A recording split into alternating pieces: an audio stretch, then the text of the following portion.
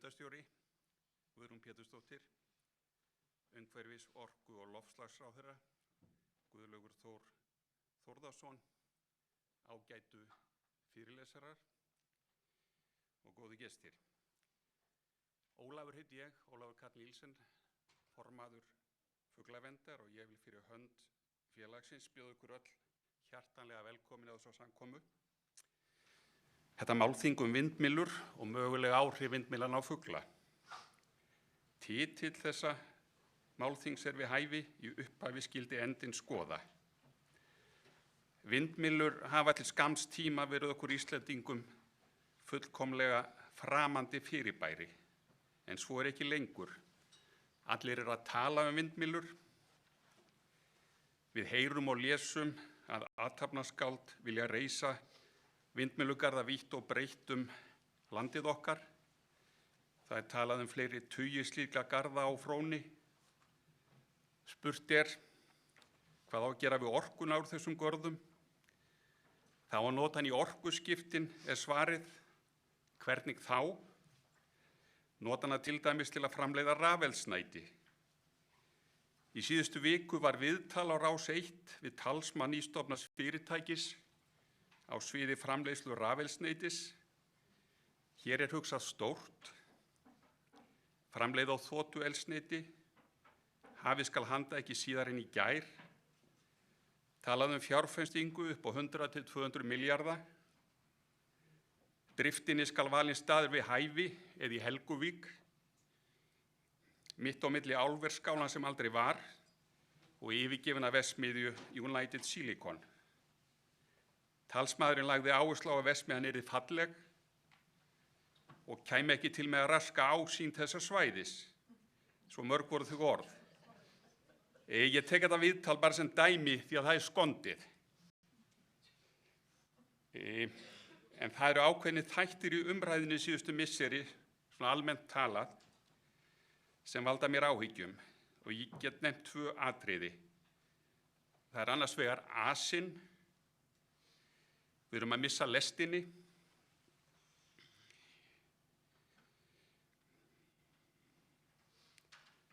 Og hins vegar hugmyndir að gefa afslátt af umhverfiskröfum. Og ein birtingamenn þess að tala niður svokallaða rammaáætlun og það ágæta fólk sem þar hefur starfað. Og síðasta dæmið í þá veru eru ummæli forstjóra Landsvirkjunar í sjónvarpsfréttum í gærkvöldi. Rammaáætlun í mínum huga einhvers konar samfélagssáttmáli náttúruvernd og orkunýtingu. Við skulum hafa það í huga að íslensk náttúra dýrmæt. Hún okkar erfðagóss þeirra sem nú lifum og okkur ber svo skylda gagnvart komandi kynslóðum að tryggja verndun hennar. Það má öllum vera ljóst að vindmyllugarðar munu rísa hér á landi. Neikvæð áhrif slíkra garða á umhverfið eru meðal annars þau að garðarnir þeir eru lítið í landslaginu og eins eru þeir ógn við fugla, svo ég nefni bara 2 atriði. Getum við gert eitthvað til að draga úr neikvæðum áhrifum vindmyllugarða? Já, örugglega, og hér rétt að horfa til reynslu grænna okkar, bæði austanhafs og vestan, þar sem slíkir vindmyllugarðar hafa verið í gangi í áratugi. Spyrjum, hver eru vítin til að varast? Og við 2 ágæta fyrirlesara komna að utan til að segja okkur eitthvað frá ástandinu í Evrópu. Ég vil í lokin þakka undirbúningsnefnd ráðstefnunnar sín störf, en í nefndinni sátu Hólmfríður Arnardóttir, framkvæmdastjóri félagsins, Kristinn Haukur Skarphéðinsson og Menja von Smalense. Sjálfur ég fullur tilhlökkunar að fræðast meira vindmyllur og fugla og segi þetta málþing fuglaverndar sett. Takk fyrir, og jafnframt vil ég nefna það aftur að, eins og ég sagði í upphafi, að Guðrún Pétursdóttir verður fundarstjóri og ég vil leyfa mér þann heiður að kynna þá ráðherra sem næstur á mælendaskrá. Gjörðu svo vel, Guðrún.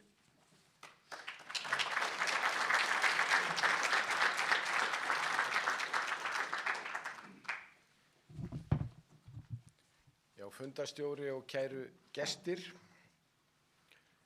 Eins og kemur fram hjá Ólafi þá undanförnum árum hefur umræða uppsetningu vindmylla til orkuöflunar aukist jafnt og þétt. Og á síðustu misserum má segja að sú umræða hafi komist á mikið flug og kannski viðeigandi að nota það orð því eitt af stóru umræðuefnum varðandi vindmyllur eru áhrif þeirra á fuglana okkar. Ég segi fuglana okkar því ég held að flestir Íslendingar beri væntum þykju til íslensku fuglana, hvort sem það vegna gleðitilfinningarinnar sem vaknar þegar við sjáum fyrstu lóun á vorin, vegna skógaþrastarins sem syngur í garðinum þegar við drekkum morgunkaffið, eða vegna andarinnar sem við gáum brauð í gamla daga með mömmu og pappa. Við tengjum líka við farfuglana sem á hverju ári ákveða að fljúga alla þessa leið yfir hafið til að koma upp ungum, en líka við staðfuglana sem ákveða á einhverju tímapunkti að hér ætluðu þeir að vera. Við skiljum sjónarmiðin að skreppa í hlýjun á meginlandinu yfir vetrartíman, en líka sjónarmiðið að hér sé nú bara best að vera eftir allt saman. En öllu gamlu slepptu þá umræðum vindmyllur og áhrif þeirra á fugla landsins mikilvæg. Ég kem betur að hennu eftir, en fyrst vil ég fara yfir önnur mikilvæg atriði sem einnig hafa komið til tals og mikilvægt að halda áfram samtal Fyrst vil ég nefna loftslagsmálin. Þar ætlum við að ná markmiðum okkar og stuðla að grænum umskiptum. Ég sagði fljótlega eftir að ég tók við umhverfisráðuneytinu að við þyrftum að bretta upp ermarnar hvað varðar loftslagsmálin. Og ég lít á það sem mitt helsta verkefni í ráðuneytinu að stuðla því að við náum okkar markmiðum. En af hverju ég að tala þetta? Að það ekki mögulegt að ná loftslagsmarkmiðum án þess að beisla vindinn. Hins vegar ég á þeim stað, eins og ég held reyndar allir aðrir Íslendingar, að það alls ekki sama hvar vindmyllurnar eru staðsettar, bæði vegna áhrif á fugla og sjónmengunar. Og við verðum að taka þá umræðu og við verðum að vanda okkur. Meirum það á eftir. Annars ég vil minnast á leyfisveitingaferlið vegna vindmylla. Þar eru skoðanir auðvitað á ýmsa vegu eins og eðlilegt En við þurfum að ná lendingu þar til þess að geta komið þessum málum í farleið. Og til að ná utan verkefnið þá skipa ég starfshóp síðastliðið sumar sem mun skila tillögum til stjórnvalda nýtingu vindorku. Þar á meðal hvernig lagaumhverfi getur verið háttað og hvernig verið tekið á ýmsum álitamálum. Til dæmis hvort íbúar sem búa í nágrenni vindmyllu njóti þess efnahagslega og áhrif á náttúru landsins, þar með talið fugla. Starfshópurinn mun fljótlega skila samantekt þar sem dregin verða fram þau atriði sem hann hefur fjallað og sem heppilegt að fái opinber umræðu. Og í kjölfar þess að þá verður fundað þau mál áður en endanlega tillögur að lagabreytingum verða lagðar fram. Hópurinn mun svo skila tillögum sínum að frumvarpi til ráðuneytisins eftir þá opnu umræðu. Hvoru tveggja, mikilvægi vindorku í loftslagsaðgerðum okkar og ferli við að koma vindmyllum og nýta vindorkuna eru lykilatriði í vegferð okkar að grænum umskiptum. Þá hef ég einnig skipað starfshóp sem að kanna möguleikann á nýtingu vindorku á hafi í lögsögu Íslands. Sá starfshópur meðal annars að skoða heppilegar staðsetningar, svo sem hvar sé raunhæft að hafa botnfastar vindmyllur og hvar fljótandi vindmyllur og hvar séu hagstæð vindskilyrði og hvar óheppileg staðsetning vegna meðal annars fuglalífs, fiskimiða, siglingaleiða og náttúru. Ég ber mikla vonir til þess að vinna þessa starfshópa upplýsi umræðuna og því að aftur nefni ég það vegna þess að það lykilatriði í þessari vinnu að við verðum að vanda okkur. En aftur að fuglum og vindmyllum. Íslensk fuglafána ekki fjölskrúðug ef horft til samanburðar við önnur lönd. Hér á landi hafa sést 400 tegundir fugla af þeim rúmlega 10.000 sem þekktar í heiminum. Árvisi varppuglar 75 og reglulegi far, sumar og vetrargestir 20. Langflesta fuglategundir á Íslandi 290 eru svokallaðir flækingsfuglar, það að segja fuglar sem hrekjast eða villast hingað frá reglulegum heimkynnum sínum. Og fuglalíf Íslands því að mörgu leyti frábrugðið því sem finna má í öðrum löndum. Til dæmis minnum litla söngfugla vegna þess að hér ekki miklir skógar. Fjöldi vatnafugla bendir hins vegar til góðra aðstæðna fyrir þær tegundir. Svo skapar hafið afar góð skilyrði fyrir hinn mikla fjölda sjófugla sem hér er. Þannig að skortur í fjölbreyttum tegund á Íslandi vinnst upp með fjölda einstaklinga. Og að því leyti er Ísland paradís fyrir fuglaskoðara því hér eru svo margir fuglar og svo auðvelt að finna þá. Og ég legg áherslu á það að við berum mikla ábyrgð þegar kemur að þessum fuglum og við þurfum að horfa til hennar þegar að vindmyllur eru til umræðu. Og alls er skilgreint 121 alþjóðlega mikilvægt fuglasvæði á Íslandi. Flest þeirra, eða 70, eru sjófuglabyggðir og innan þeirra verpur meiri hluti af stofnum 15 af 24 íslensku sjófuglategundana. Ábyrgð okkar, meðal annars með tillit til líffræðilega fjölbreytni, felst í því að tryggja þessar tegundir þrífist hér á landi. Við vitum að fuglum er mismikil hætta búin að vindmyllum. Þannig virðast sumar fuglategundir passa sig á vindmyllum en aðrar, til dæmis ránfuglar, vera aukin hætta búin.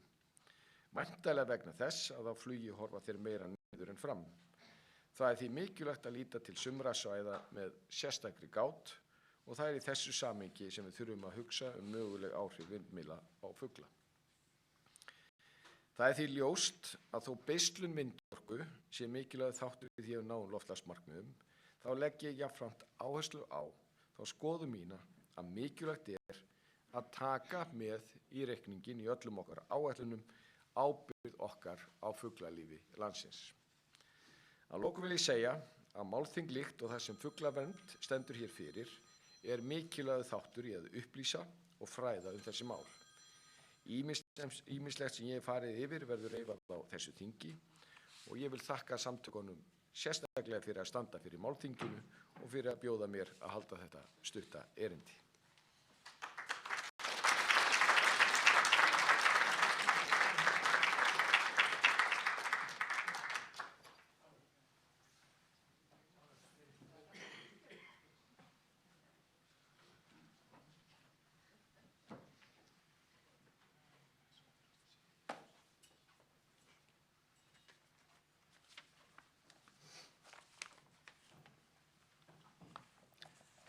Góðu gestir, en hvað er gaman að sjá svona marga, ég átti samt að segja ekki von á því, hélt að fleiri myndi fylgjast með Málþinginu heima, en alltaf nú best að vera saman. Ég þakka ráðherra fyrir hans ávarpsorð og vil bjóða Kristin Hauk Skarphéðinsson að taka við. Kristin, eins og þið vitið, er dýravistfræðingur á Náttúrufræðistofnun Íslands og hefur meðal annars rannsakað haferni og skráð mikilvæg fuglasvæði og gert válista fugla. Hlakka til hvað þú hefur að segja okkur. Kristín, gjörðu svo vel.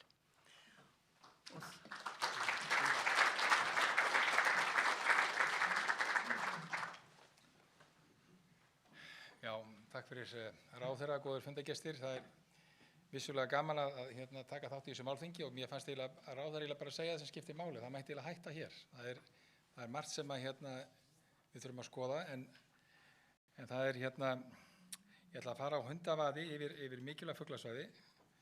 Ef ég finn þetta nú sjá.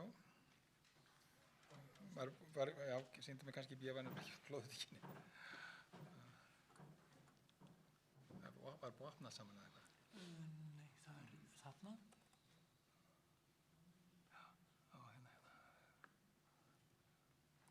Já.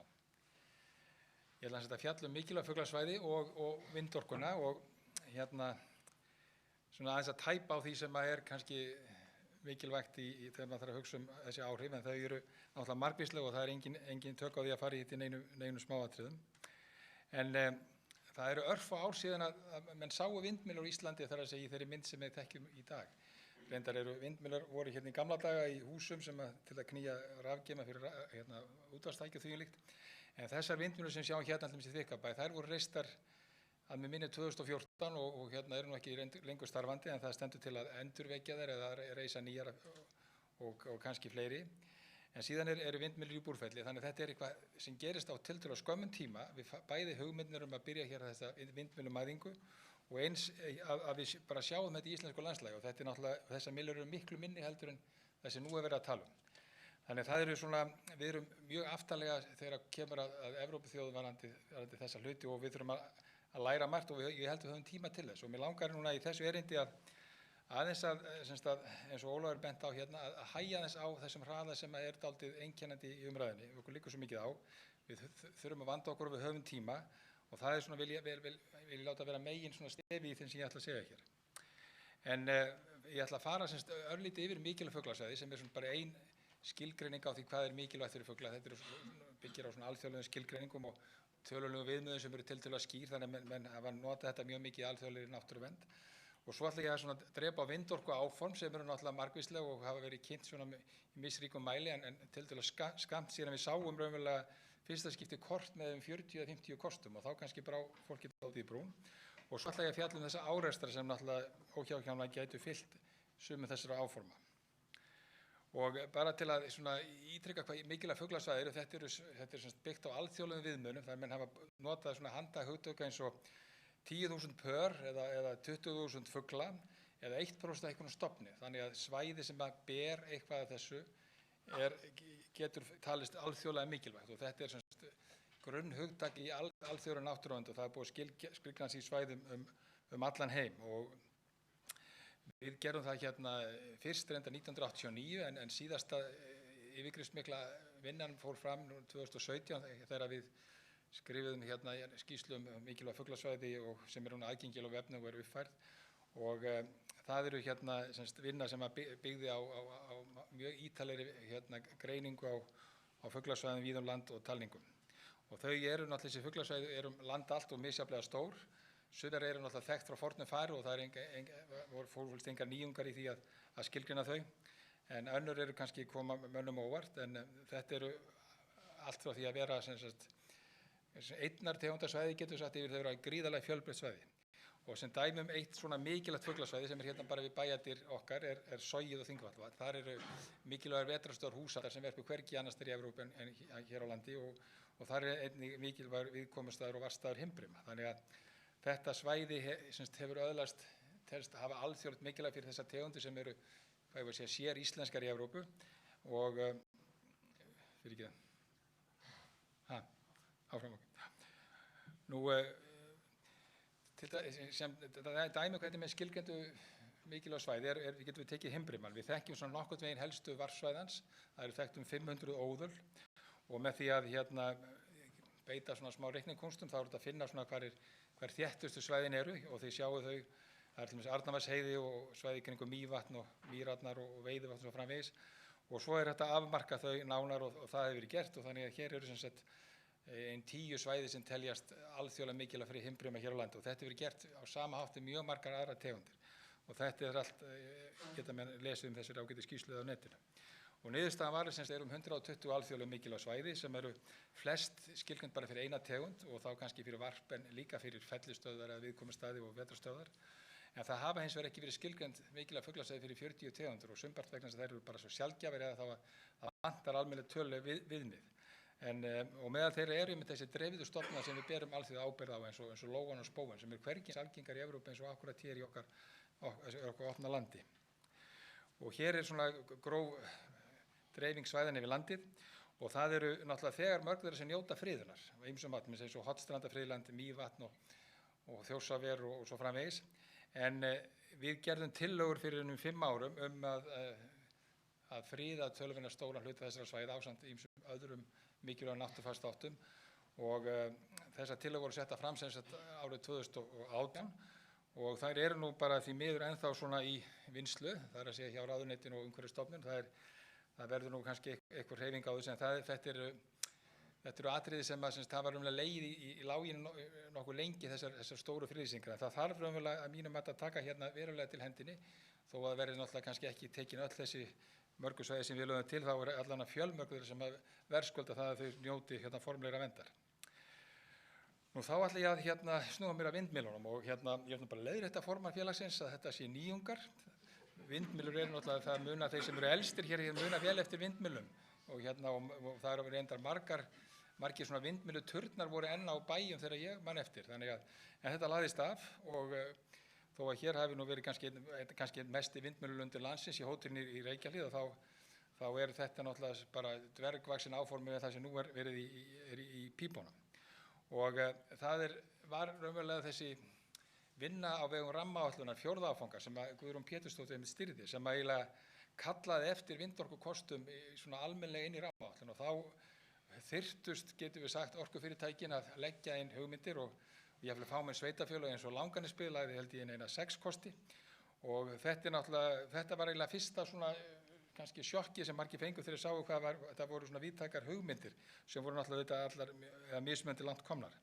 Og síðan raunverulega miklu fleiri hugmyndir sem getum við sagt sem rötuð ekki inn í rammaáætlun, og það þessi til dæmis nú bara reyndar einn lundur á Hróðnýjastón sem bara ekkert í rammaáætlun því að viðkomandi aðilar vil ekkert hafa hann í rammaáætlun. En það fullt af stöðum sem hafa nefnt og jafnvel byrjað skipulagsvinnu eða umhverfismat, og þetta allt frá því kannski lítil svæði eins og Þykkvibær og lundur við Lagafoss yfir í því að vera gríðarlega stórir lundir sem eiga að framleiða jafnvel 500 megawatt eins og þekkjum á Fljótsdalsheiði. Þannig að þetta dreift víðum land og náttúrulega mest í byggð eða svona á láglendi sem ég veit ekki hvað hæst kannski 200 metrum eitthvað svoleiðis. Nú en síðan þessi skörun við alþjóðlega mikilvægu svæðin, og við sjáum bara í hendingu að það hvað þetta, líklega 9 vindorkukostir sem skarast við mikilvæg fuglasvæði, og síðan raunverulega það fleiri árekstrar heldur en þetta, því að eins og ég kem að síðar, þannig að strax þá sá maður að væri nú töluvert sem þyrfti að kanna og hefur enda verið gert í sumum tilfellum, en það umhverfismat, ef við horfum bara á þessa kosti frá þeim neðsta niðri í Meðallandinu, það verið að vinna umhverfismat fyrir þann kost, og það náttúrulega líka umhverfismat fyrir Laxárdalsheiði og Blöndu og Melrakkasléttuna, og Úthérað að byrja líka, eða við Lagafossi líka að byrja, þannig að það byrjað umhverfismat á mörgum þessum stöðum, því ekki lokið nema fyrir Búrfellslund sem reyndar telst ekki mikilvæg fuglasvæði. En síðan þessi tröllauknu áform vindorku í sjó, og það hefur nú satt sig að fara mjög lágt. Það maður sem koma margsinnis og hitta ráðamenn og fleiri, sem fulltrúi amerísk orkufyrirtæki, sagði ég held, og hann var núna síðast á viðskiptaþingi að kynna hugmyndir mikla vindorkugarða út af Suðausturlandi. Og við sjáum þetta eru 2 svæði sem eru dregin nettilega innan þeirra svæðastað sem ekki verið að draga með botnvarp eða fiskiskipa. En þetta náttúrulega ekki góður staður, svo vægt sér að tekið, því þetta bara rétt fyrir fram að lón í það sem eru helsti viðkomustaðar allt á landinu, þannig að allt þetta myndi fljúga í gegnum eitthvað svona garð. Þannig að svona í á þess að vera búin að skoða þetta þá þetta í fljótu bragði svona staði sem maður myndi ekki mæla með, svo vægt sér til orða tekið. En ég ætla nú aðeins það sem eftir bara að fjalla svona stuttlega svona þessi mikilvægu fuglasvæði og hugsanlega árekstra sem þar eru. Við sjáum til dæmis í Meðallandi, þar náttúrulega sem við hugsum að færa vindorkugarðana neðar út á sandinn, en það þarf ekki endilega að vera kannski mjög gott vegna þess að það eru þarna þessar farleiðir. Hér sjáum við farleiðir gæsa sem eru merkt með senditækjum og hafa verið bara, núna þetta bara rúmlega 2 síðustu árin, og þannig að við sjáum að það liggja þarna fullt af leiðum í gegn, og með smá saman vonandi munum okkur takast að safna svona upplýsingu til að kortleggja betur þessar farleiðir. Þannig að það eru þarna augljóslega árekstrar jafnvel þó þetta land sé ekkert endilega mikið fuglarland að horfa á svona í fljótu bragði.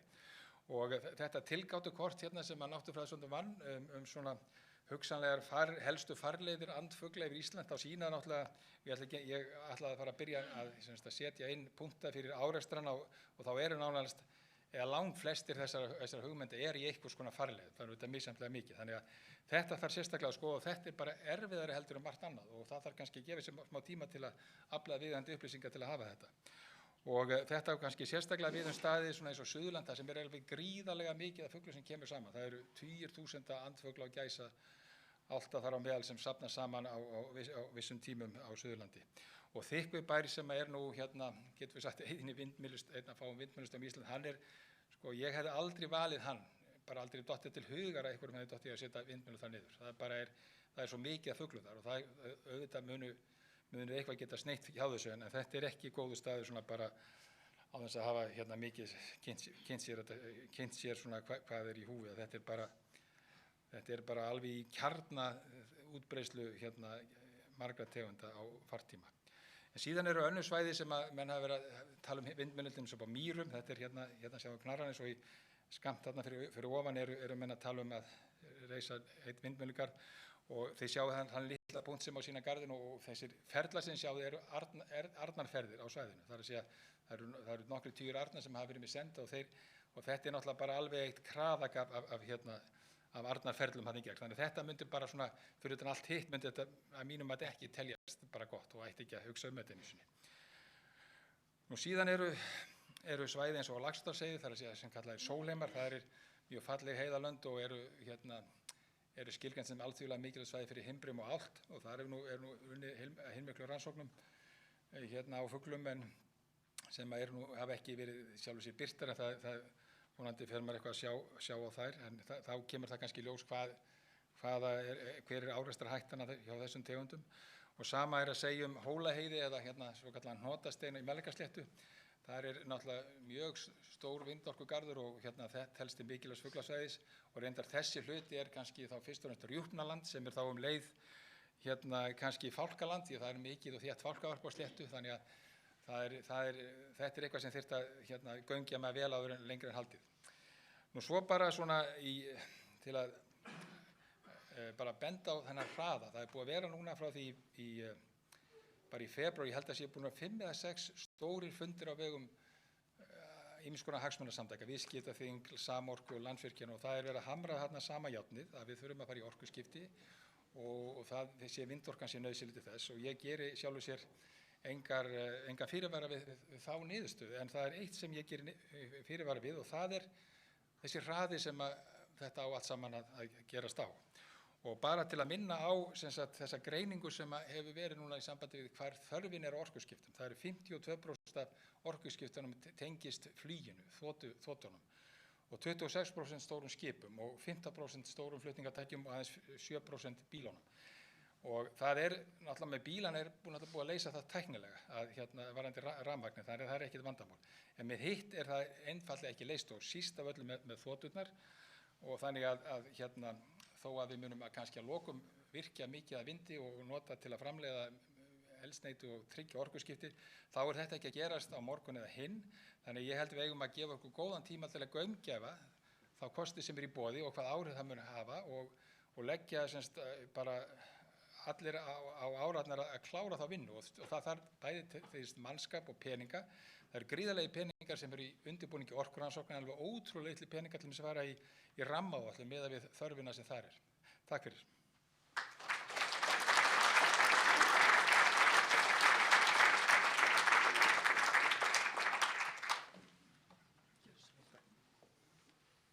Þakka þér fyrir Kristín Haukur.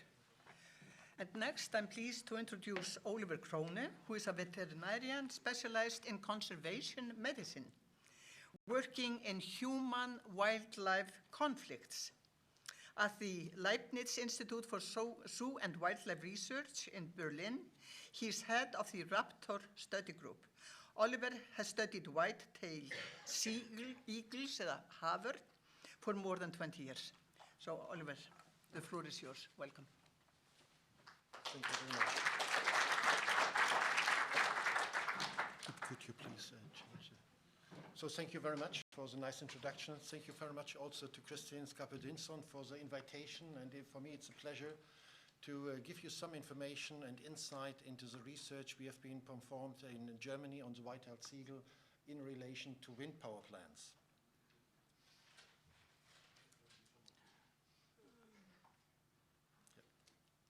This one? Perfect.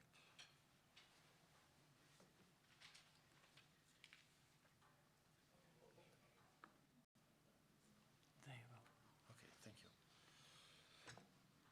Okay, here you see a kind of landscape in northeastern Germany and a poor victim of a windmill, a white-tailed seagull cut into 4 pieces. I go further into detail on this. Just to give you a quick overview, I'm talking about first the current status and the future of wind power plant the constructions in Germany, collision rates of different birds, especially on the white-tailed seagull, the project on the eagles we performed, and the summary and recommendations from that, and the national ambitions towards renewable energy, mitigation structures, and the situation just briefly on island. So here, this is a graph of the annual increase of wind power in megawatts. And there was a sharp decline in the last years because of the processes to get wind power plants installed. Many oppositions were there from people living in the countryside, and at the first they were real interested into these technical structures and they migrated to see wind power plants, but in the end nobody wanted to have them anymore, and they're disturbed by the disco effect of the blades and by the sound, of course. So there was a strong opposition of wind power plants built close to settlements. The total energy increased over the years is summing up to more than 70,000 megawatt in Germany in the year 2022. The wind power plants are not distributed equally across Germany, but as you see here on the left, we have 16 federal states, and most wind power plants are placed in the north and in the northeast of the federal states, and to a lesser extent in the south. This is mainly because there's more and stronger wind in the north of Germany. And the total of energy or windmills is has raised up to 30,000 in the country. Coming to the species affected. In Germany, between 2002 and 2023, more than 165 species are affected, and I'm only showing those birds with more than 100 casualties in total over the last years. So there are larks affected, and there are eagles and raptors affected. So especially the large soaring birds, like the common buzzard, is affected with more than 750 casualties, the red kite and the white-tailed seagull. And what is important is that the white-tailed seagull has, among those three, the smallest number in population size. So we have around 1,000 breeding pairs of white-tailed seagull, but we have more than 75,000 breeding pairs of common buzzards. So in relation to population size, the white-tailed seagull is this species mostly affected. And the same is true for the rest of Europe, with more than 290 species affected. And again, the large soaring birds like the griffon vulture is mostly affected, and this is mostly in Spain, in southern Spain, close to the Strait of Gibraltar. This is the kind of near-death encounter of a white-tailed seagull, soaring very close to a rotating blade of a wind power plant, not really noticing the danger which is provided by the blades. And only in the very last moment, when the bird became aware of the blade, it dropped the legs, and this is hardly visible on the right here. So it was really shocked in this moment and avoided the collision with this blade. But when we found the first collision in 2000, we published this, and we wanted to understand why eagles are colliding with blades of wind power plants. And people observed this incident, and they reported it was a nice, shiny weather with normal wind, and it was ideal situation and weather for the eagles to fly. So they are not taking this serious, probably because evolutionary, there's no threat for them in the height they're flying. As I said, the population is doing pretty well in Germany. The core area is the northeast of Germany because of all these freshwater lakes, and the population is expanding into its former range towards the west and the south of Germany and the rest of Europe. So Denmark and also the Netherlands have been resettled with white-tailed seagulls, largely from Germany, Denmark maybe also from Swedish birds. But also in Germany itself, it's spreading to the west and to the south, and the core area gets even denser, populated by eagles.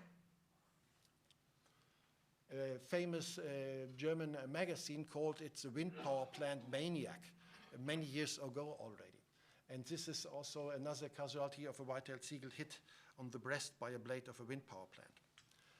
Eagle fatalities are not distributed equally throughout the year, especially in the springtime when the eagles have more flight activity. There are more collisions. It decreases during summer and increases again during autumn, when they're again displaying and when they're more on their wings and showing flying activity.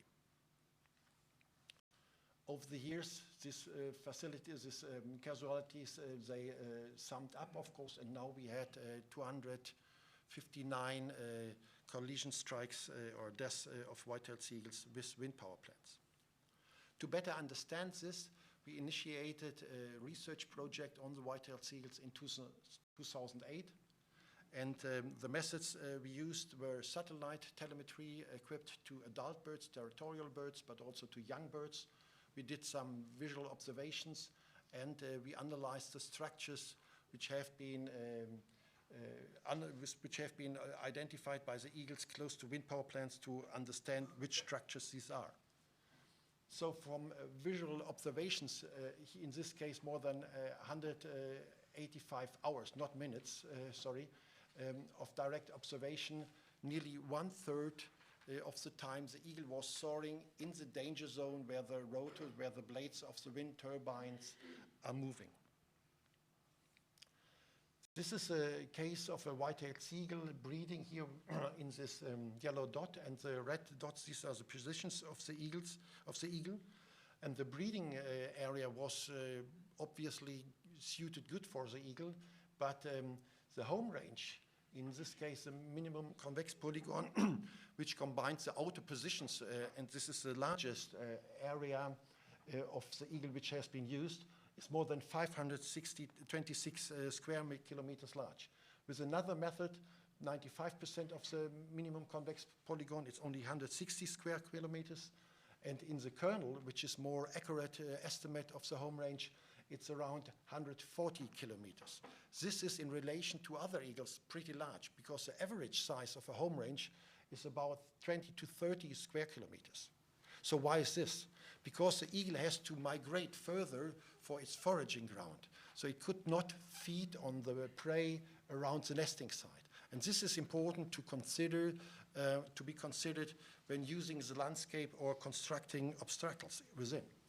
So we also wanted to understand if the eagles are trying to avoid these wind power plants, or if they're using this as a neutral place, or if they're attracted by that. And we made a buffer around these wind power plants, and we were able to see, or this position showed us, that there are more positions within the buffer zone of the wind power plants than random effects would allow. So there's something which is attracting the eagles into this region. So, and then we analyze the structures. So sometimes it's just the edge of a forest where they are sitting and watching the landscape for potential prey, small pools, or just elevations above the landscape to have a better view, or just water pools or water bodies. And there might be permanent structures like these pools, lakes, and perches, but also temporary structures which lure the birds into these areas, like spreading of feces from farm animals. And sometimes there are proteins inside, like dead mice or dead rats, and these are luring in other birds like red kites and buzzards, and these are followed by eagles, or just carcasses and viscera, or grazing ground for grease. So there might be different structures which are interesting for the eagles to get into those areas. In the former time, we had some agreements regarding the distance where wind power plants were allowed next to the eagle's nest. And so there was a safety zone in most federal states of 3,000 meters. So this was a free zone where no wind power plants were allowed to be constructed. In the northern federal states, Brandenburg and Mecklenburg-Western Pomerania, there was also a flight corridor up to 6,000 meters to allow the eagle to go freely into this foraging ground. And this makes sense because we tested this zone of 3 kilometers, and up to 80% of all positions are within the 3 kilometers around the nest on average. So the summary or the recommendations from our study were that territorial eagles are more often found in the buffer zones around wind power plants. We didn't find any indication for avoidance behavior. And the motive of approach depends on the structure around the wind power plants for these territorial birds. The young eagles are rarely found close to wind power plants. And the motive, again, depends on the structure. And this might be temporary or permanent. So the minimum distance to the nest of 3,000 meters and the flight corridor, and to the feeding ground should be kept free from wind power plants up to 6 kilometers.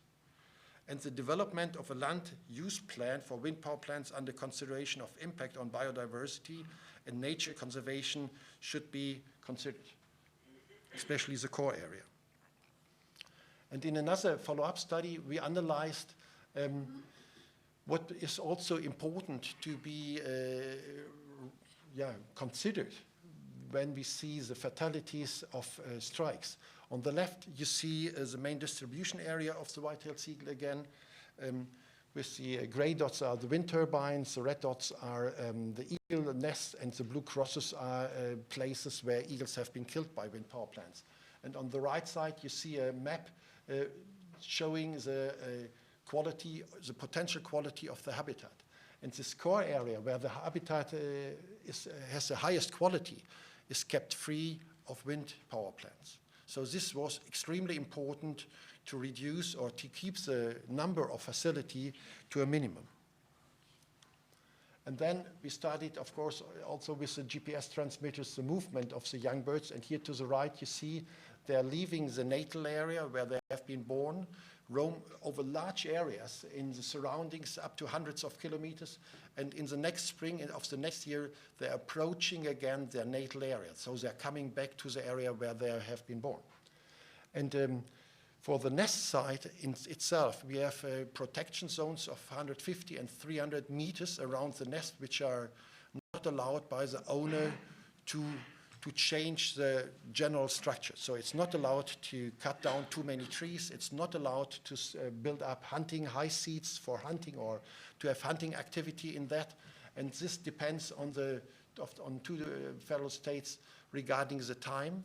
And we analyzed, or we showed that the eagles are much longer in this natal area before they leave the parents' territory. And so it makes sense to extend this in time-wise until autumn and not have it closed already in summer. And in addition to that, we found that male eagles are more often affected from strikes with wind power plants than females. We don't know why. Maybe male eagles are more on their wings, they're more displaying in the sky than females do, but we don't fully understand the sex differences. There are no age differences, but between the sexes. And nowadays, something has changed. The German parliament decided or agreed on very high national ambitions towards renewable energy. And the new target is to have at least 80% of green electricity by the year 2030. Onshore wind energy is to increase up to 10 gigawatt per year, and the installed capacity of around 115 gigawatt for onshore wind turbines by the year 2030. So with that, it's clear, or some statements were there, that 2% of the federal territory has been designed for wind energy, and wind energy should be expanded massively, and the whole process should be accelerated. And still, species are considered, and there is a species assistance program where a lot of money should go in to support the conservation of the biodiversity and the species. But till now, it's not clear how the money can help the birds. One way to help the birds might be this technical structure or system identified. That's a system consisting of 2 camera units, 8 fixed cameras around a pole of a height of 10 meters and a stereo camera. And this is scanning the sky for moving objects, for large moving objects. And this system can switch down the turning blades. So this would be an automatic system to reduce at least the strikes of eagles or other big flying birds. But this is a very costly system, and a single system can only cover 3 to 4 windmills in total.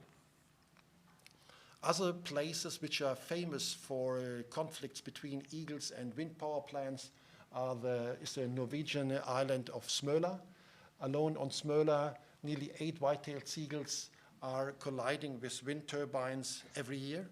So this was a prime habitat for the white-tailed seagull, and because of the wind power plants, it has produced a high mortality of the eagles, a displacement of eagle breeding areas, a decreased number of territories, and a reduced reproduction of the remaining pairs.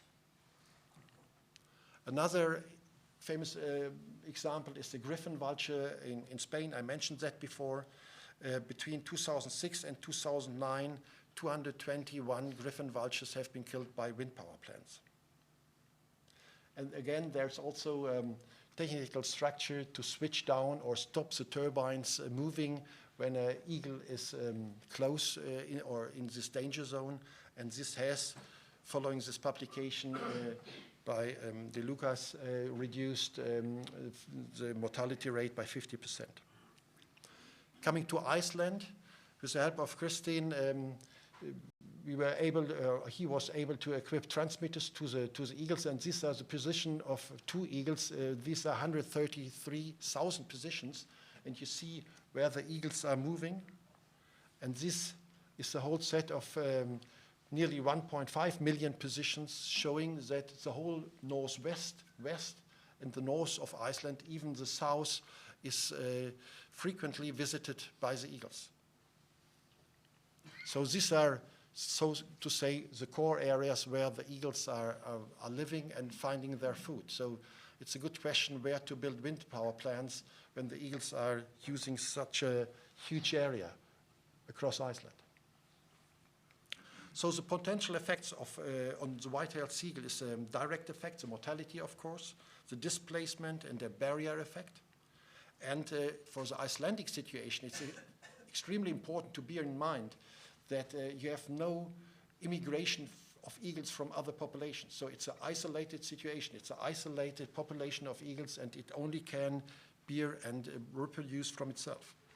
And there are indirect effects of windmills, like a food shortage, for example, when migrating birds, prey birds like geese and ducks, are killed by wind power plants. And this carcass might, again, lure the birds into these danger zones of the wind power plants. Still, there are some knowledge gaps remaining, like the population development and dynamics of the eagles here in Iceland, the spatial and temporal distribution and seasonal variation, the main threats such as pollutants. We analyzed some Icelandic eagles and found relatively high mercury concentrations.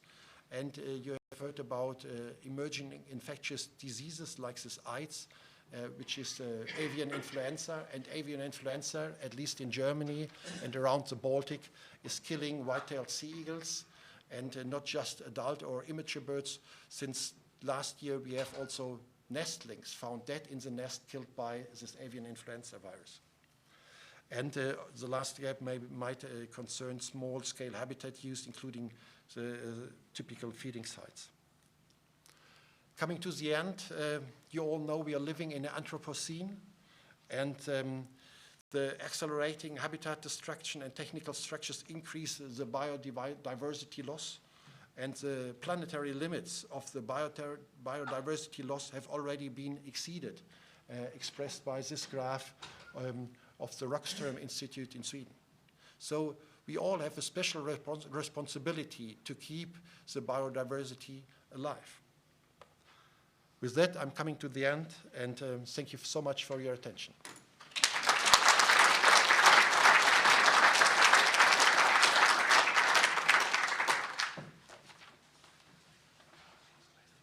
Just look at the time. I think we may have time for a couple of questions if there are any pressing questions, but we can also take them later if you like. Anyone feeling a burning desire to ask? Not at the moment. Takk fyrir það. Þá höldum við áfram og það er Aðalsteinn Örn Snæþórsson, líffræðingur hjá Náttúrustofnun Norðurlands, sem ætlar að tala næstur.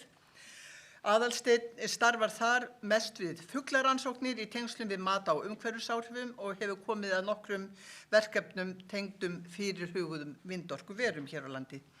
Aðalsteinn mun segja okkur frá áhrifum sem vindorkuver geta haft á íslenska fugla og aðferðum sem beitt við matinn. Gjörðu svo vel, Aðalsteinn.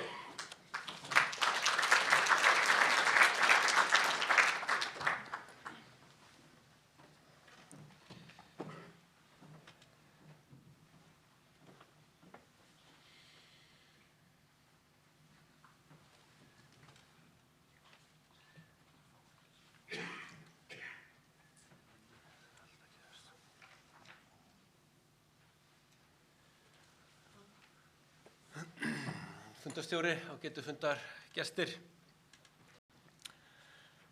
Þetta byrjaði allt 2014. Þá var haft samband við okkur á Náttúrustofu Norðausturlands og við beðnir að kanna fuglalíf í nágrenni Búrfells, þar sem átti að fyrirhuga var að reisa Búrfellslund. Og við áttum að segja til hvað áhrif svona vindlundur myndi hafa þá fugla sem þar væru. Við klóruðum okkur í hausnum og svo klóruðum við okkur aftur í hausnum og hugsaum hvernig vitum við það. Og hvað gerir maður þegar maður hefur ekki hugmynd? Jú, þá hringir maður í vin.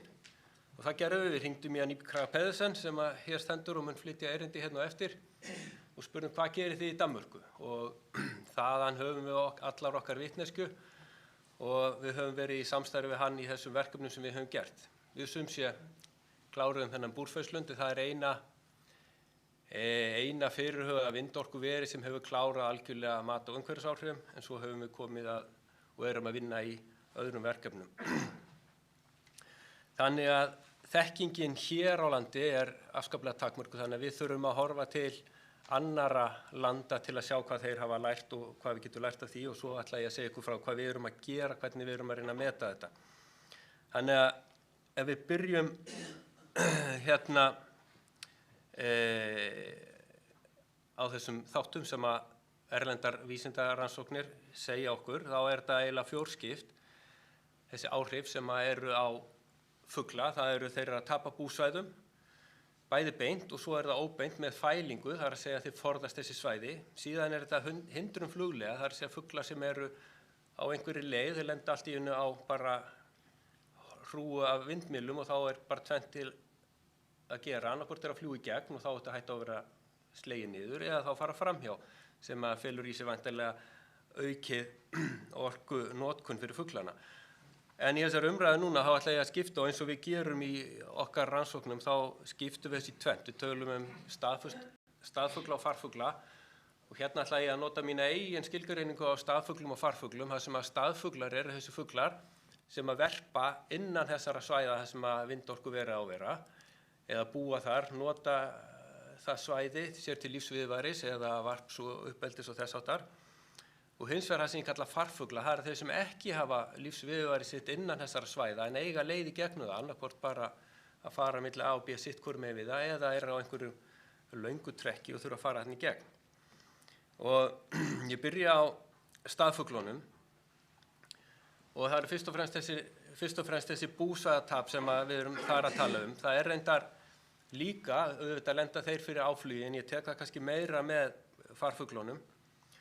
Hvað var að búsvæðina þá það fylgja þessu miklir innviðir. Þegar við séum hvað vindmyllur eru orðnar stórar í dag, þannig að þetta er ekki bara einhverju slóðar sem þarf að gera, það þarf að gera gríðarlega stóra vegi fyrir þetta til að koma þessu upp og svo plan og svoleiðis undir staurastæðin eða það sem að möstrin koma upp, sem halda upp í vindmyllunum og samkvæmt allavega erlendum heimildum þá er þetta 2–5% af ákveðnu svæði sem er ákveðið að taka undir vindorkuver fer undir bara þessa innviði en síðan er þessi fælingáhrif og þau eru mjög mismunandi og þannig að það eru miklu meira svæði sem verður ekki notað fyrir fugla og sérstaklega eru mófuglarnir eða það er að segja vaðfuglar viðkvæmir fyrir það, virðast forðast þetta mikið og andfuglar ennþá meira jafnvel. Og aðferðina sem við notum þegar við erum að meta þessi áhrif, þær eru bara tiltölulega einfaldar. Þetta eru bara aðferðir sem eru vanalegar við mat- og umhverfisáhrifum, það sem verið að fara inn á svæði fugla til að vita hvað þetta staðar. Þetta bara þéttleika mat, við erum að telja, við erum bara að fá að vita hvað eru margir fuglar, hverjir eru að nýta þetta og þetta gert á mismunandi tímum. Ég ætla ekki að fara nánar út í þessar aðferðafræði. Af því að þetta svona sem bara vel þekkt. En þá það spurningin áhrifin. Og það sem við vitum að fuglunum, að þessum sem við teljum innan þess ákveðna svæðis og vitum að þeir eru svona margir, að þeim mun fækka. En svo kemur aftur vandamáli, hvað eigum að segja að þeim fækki mikið? Og það erfitt. Það ekki bara þessi 2-5% af svæðinu sem fyrir undan, það þessi fælingaráhrif sem að gera þetta að einhverju meira. Og það þó þessi til rannsóknir erlendis, þá getur verið erfitt að yfirfæra þær.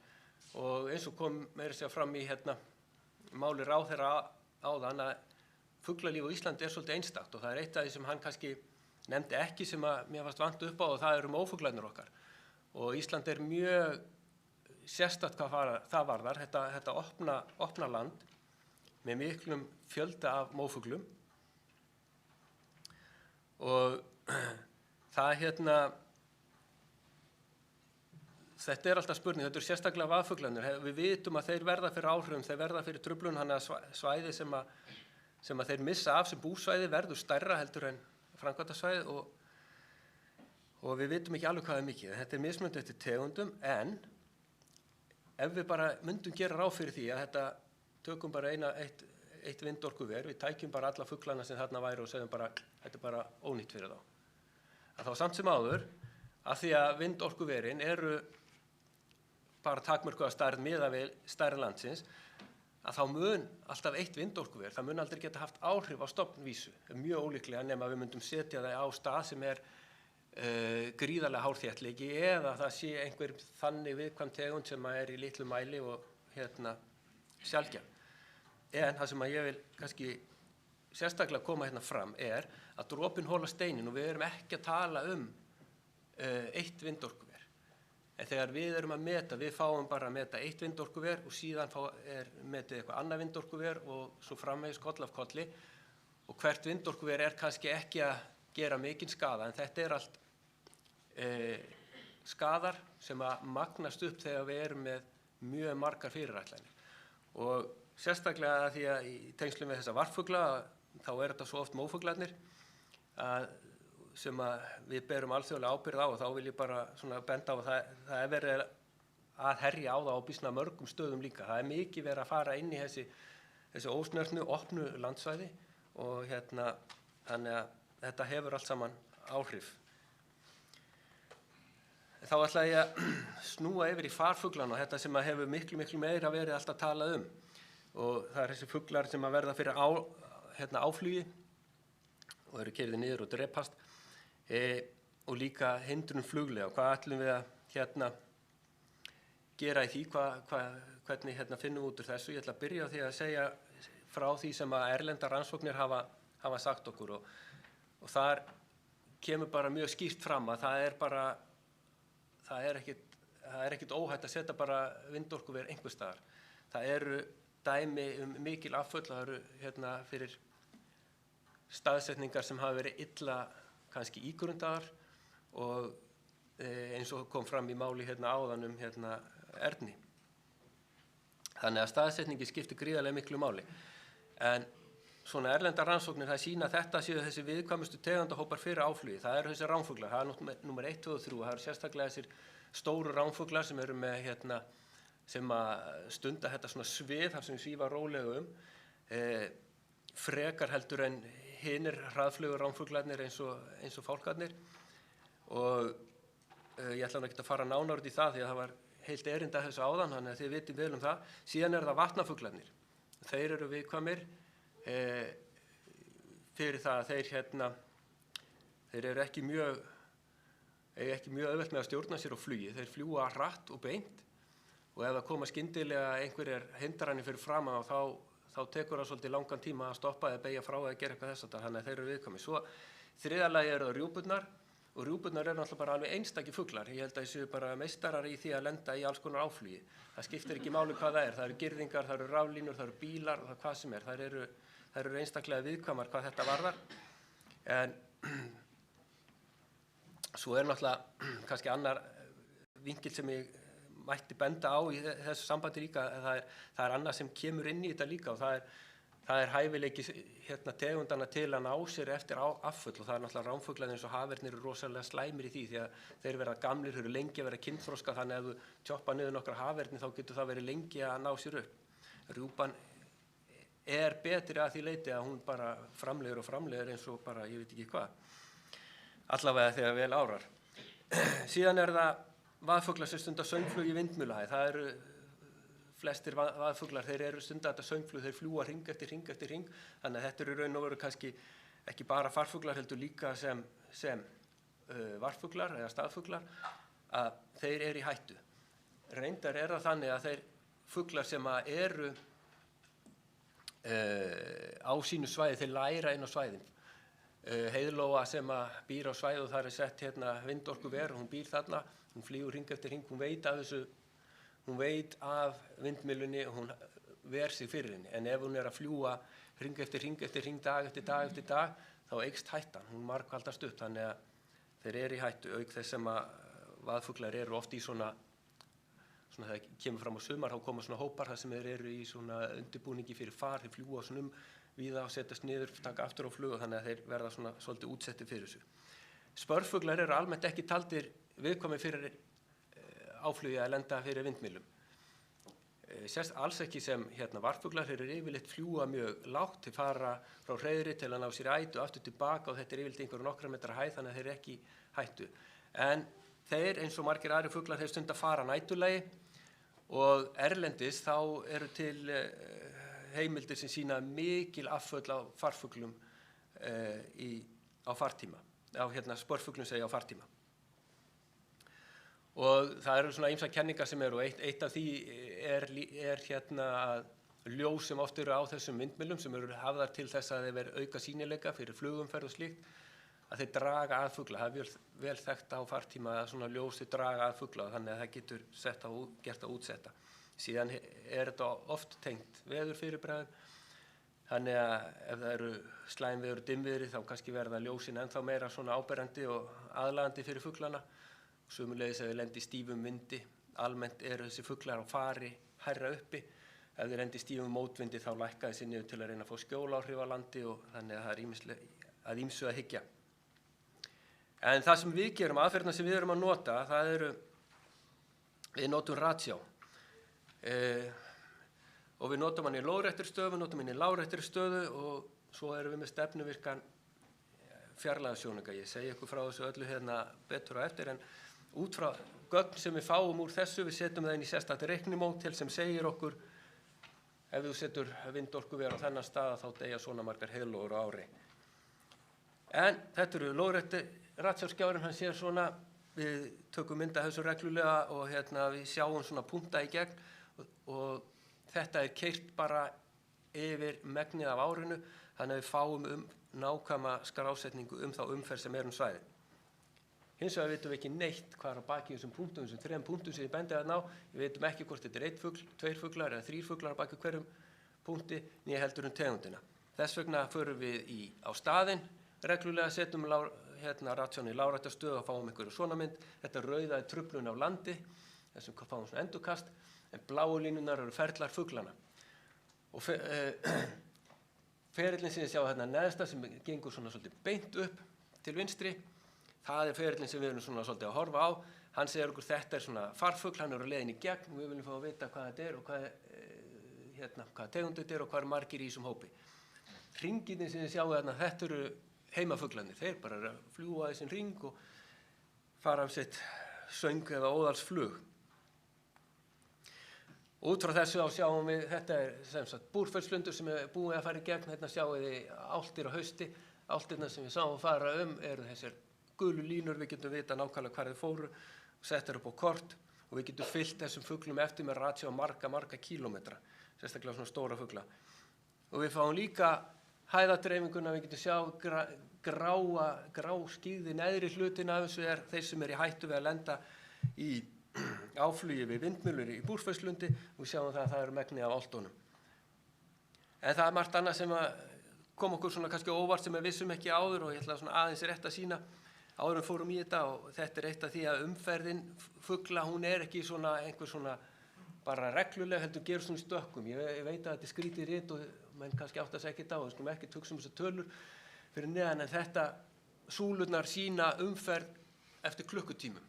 Við bara byrjum hérna og svo bara gengur ratsjáin endalaust í alveg 2400 klukkutíma og við sjáum hvernig umferðin Hún dettur stundum niður ekki neitt og svo kemur bara allt í einu gríðarleg umferð.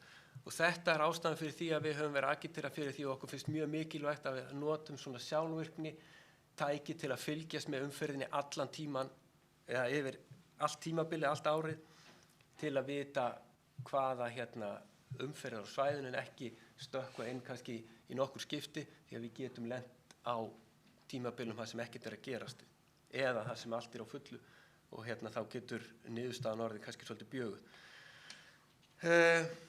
Þetta líka snúið línuritt en ég ætlaði bara að sýna þetta sem breytilegt milli árstíma. Við skulum horfa á bláu línuna til vinstri, hún sýnir flugumferðina og x-ásin tími dags frá því klukkan 0 til klukkan 24 þá sjáum við að yfir birtutíma þá aðalumferðin. Þetta eru varpfuglarnir. Þeir eru aktífir, fara af stað morguninn, rjúka upp og svo aftur síðdegis en yfir nóttina hafa mjög lítið að gerast. Þetta öðruvísi í september, þá sjáum við að umferðin þetta eru farfuglar og þeir fara af stað eftir að dimmir, eftir sólsetur og þeir kemur afturtoppur rétt fyrir birtingu. Og þetta ef við erum ekki með ratsjá sem að skima yfir bæði nótt og dag, þá missum við af þess að við erum bara með sjónrænar athuganir. Og svo þetta svæðin eru mjög misjöfn. Sum svæðin þá mikið af varpfuglum og þá hlutfall þeirra sem eru í lágum hæðum, það í þessu hættusvæði, það eru bláu súlurnar, miklu hærra heldur en á svæðum það sem lítið varpfugla og aðalfuglarnir sem fara í gegn eru farfuglar, þá flughæðin hærri.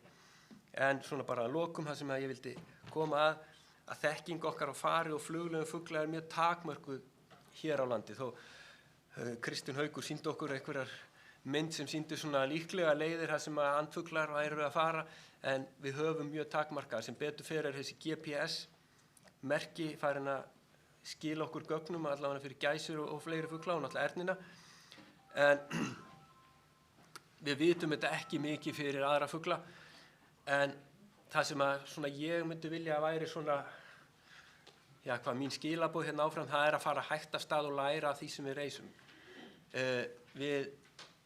Við komum með spá, við viljum fá að sjá hún rétt, hún röng og við skulum þess vegna bara stoppa kannski við fyrsta verið erum við að gera þetta rétt, þetta rétt sem við erum að gera því við erum að byggja á erlenduna rannsóknum það sem aðstæður eru allt öðru, þessu fuglalíf með allt öðrum hætti. Takk fyrir mig.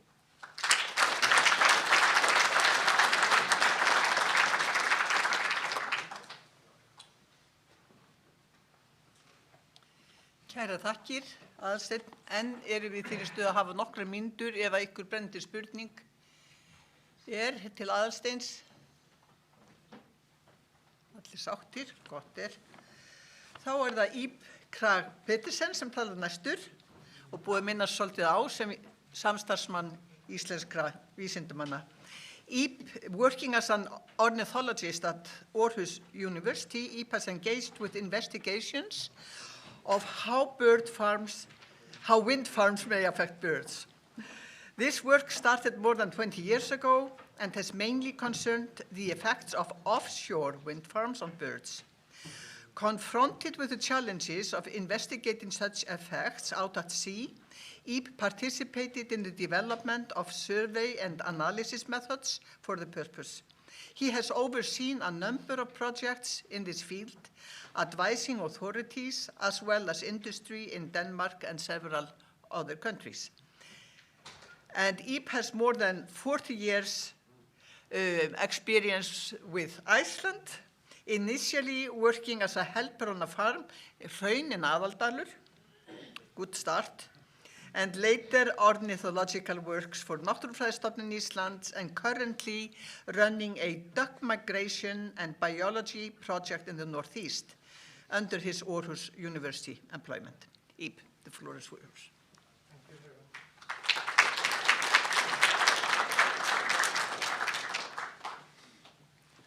Thank you very much, Gudrun, and thank you very much, board, for inviting me here. That's a real pleasure. I will just get my presentation up for a start.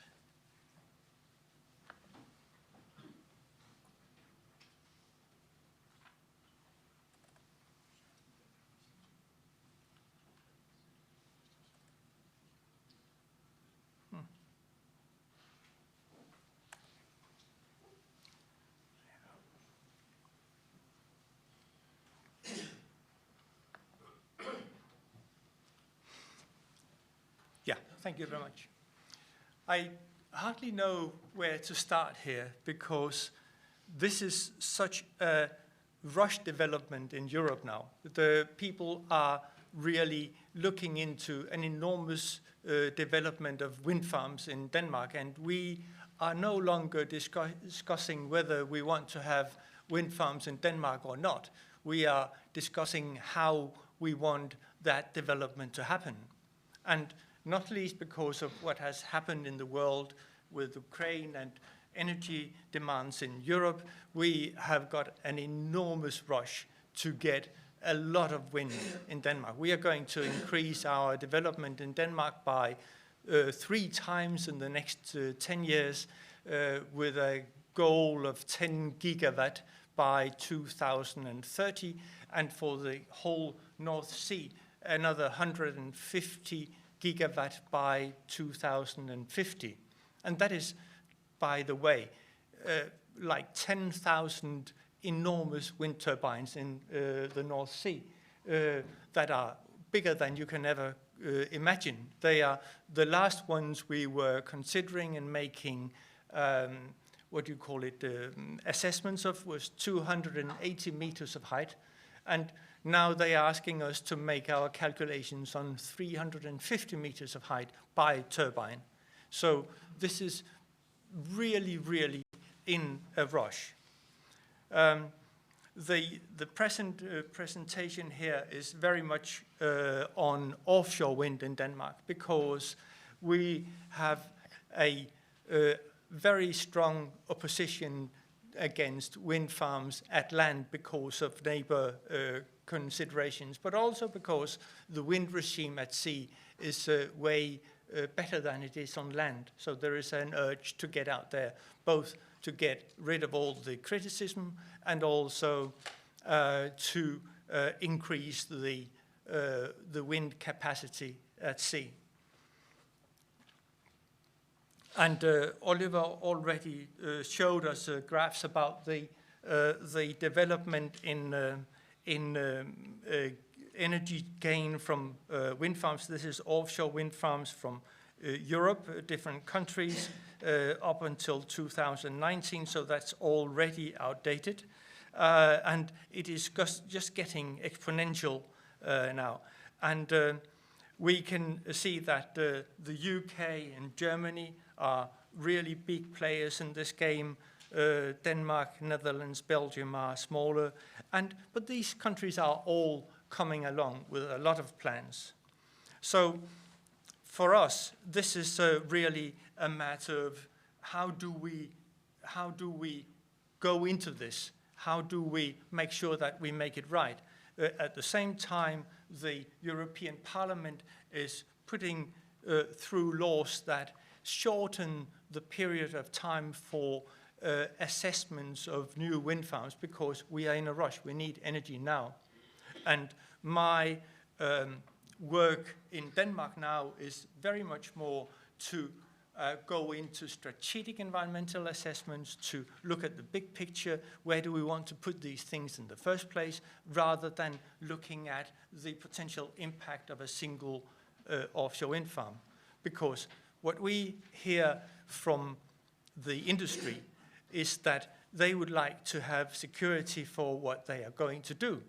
And they wouldn't like to have problems in the late part of a development.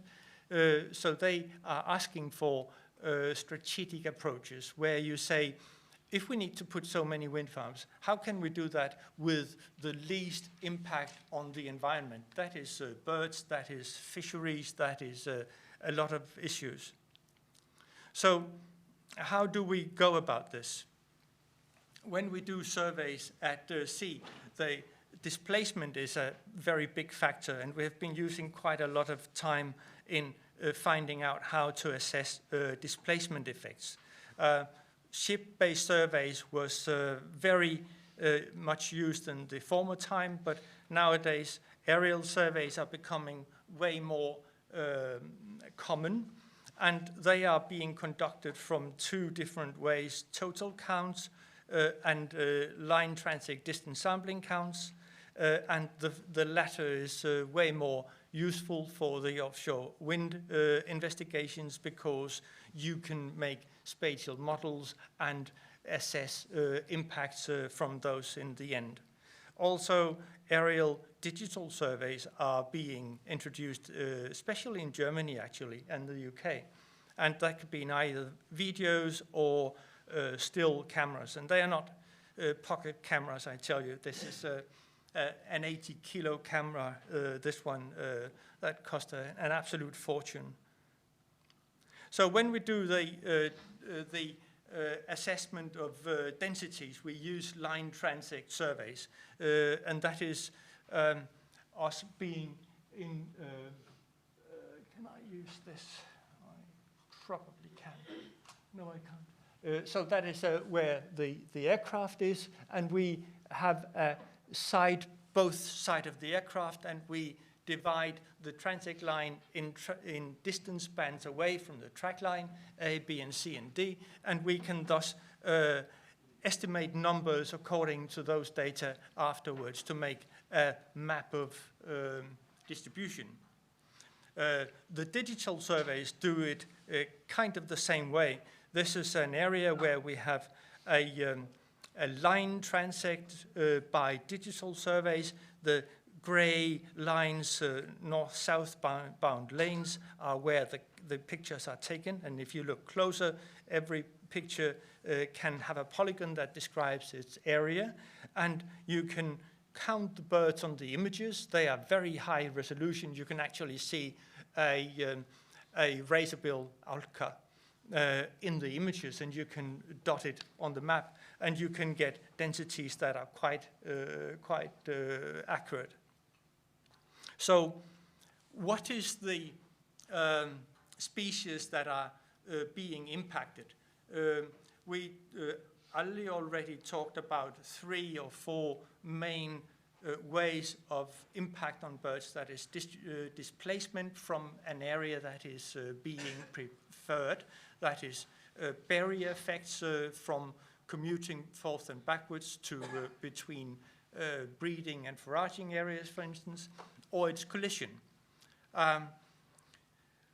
And it is incredibly difficult to actually measure these effects, especially at sea. We've been looking at red-throated divers, which is hljómað, common, what was that? Common scoter, that is hrafnsund, and long-tailed duck in Denmark. And we have been focusing on birds that have a displacement impact, because that is important for us to put that forward to the administration. We are well aware that a lot of other species are not having the same effect, and from other studies we know that some bird species actually benefit from the presence of the wind turbines. For instance, cormorants, skarvar, they can use the facilities out at sea to sit and dry and then expand their fishing areas. So they are happy with it. Some of the gulls are happy with it. These guys are not happy with the wind turbines at all, and that is especially for displacement. So the first example here is a German example from the German Bite. What you see here is a before and after mapping of red-throated diver, which is hljómað. And the green polygon is a special protection area.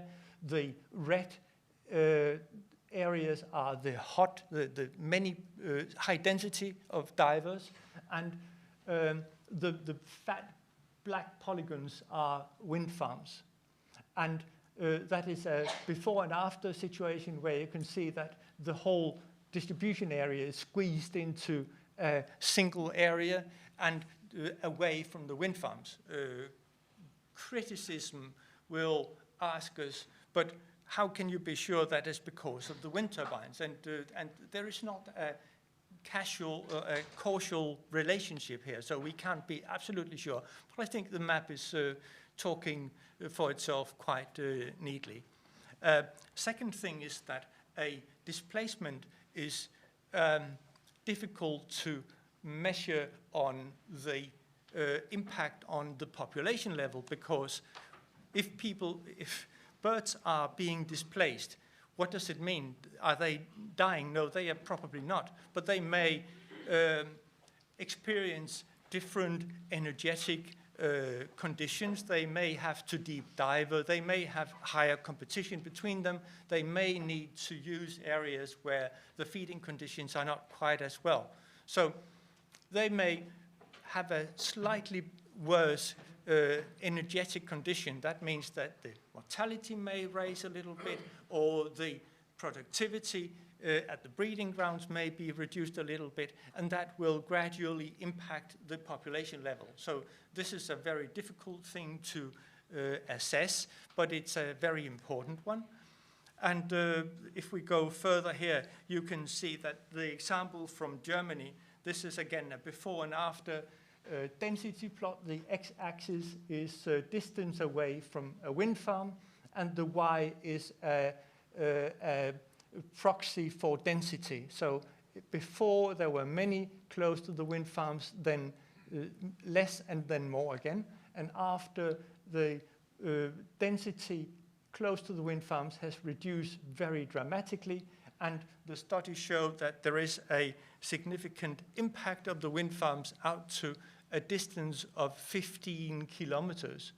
And that doesn't mean that the birds are being expelled from all that area. That is just that there is a reduction in the wind farm area and a gradual impact out to a distance of 15 kilometers, at which place they are same as before. This is a different expression of the German study from a company called Bioflight. They made 4 mapping of red-throated divers in the German bight. Again, these black things are the wind farms, and the rings are the observations of divers. And it doesn't need any statistics here. It's quite obvious that they do not like to go into the wind farms. So we have been doing this in Denmark as well. This is the west coast of Jutland in Denmark, and there are 2 wind farm areas there. Can you see the cursor here? No, you can't. And the Bend wind farm up to the northwest is the one that we are looking at here, and this density map is not density, that is a comparison between before and after. So the blue is where there are fewer birds in the after situation as compared to the before situation, and the red is more birds. This is again red-throated diver at Horns Reef, and all the little white dots in the middle is where that difference is significant between the 2 situations. So we made like concentric rings around the wind farm impact area and 500 meters intervals away from the wind farm structure.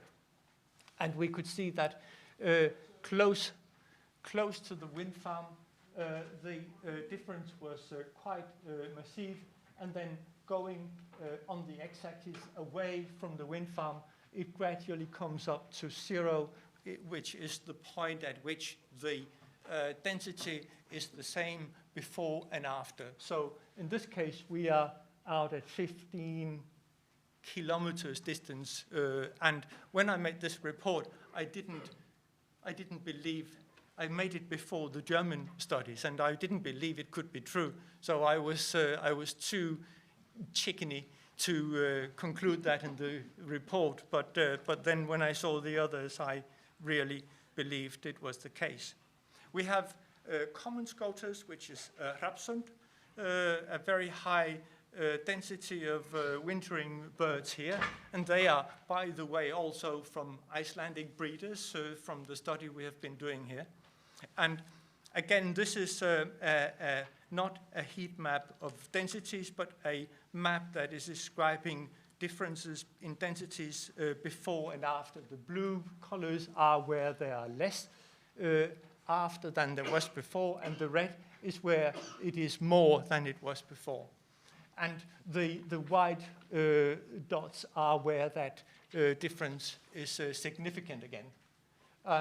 The close to coast situation is a different one, but out in the far northwest wind farm, that is a very direct impact from the wind farm at the position of the wind farm.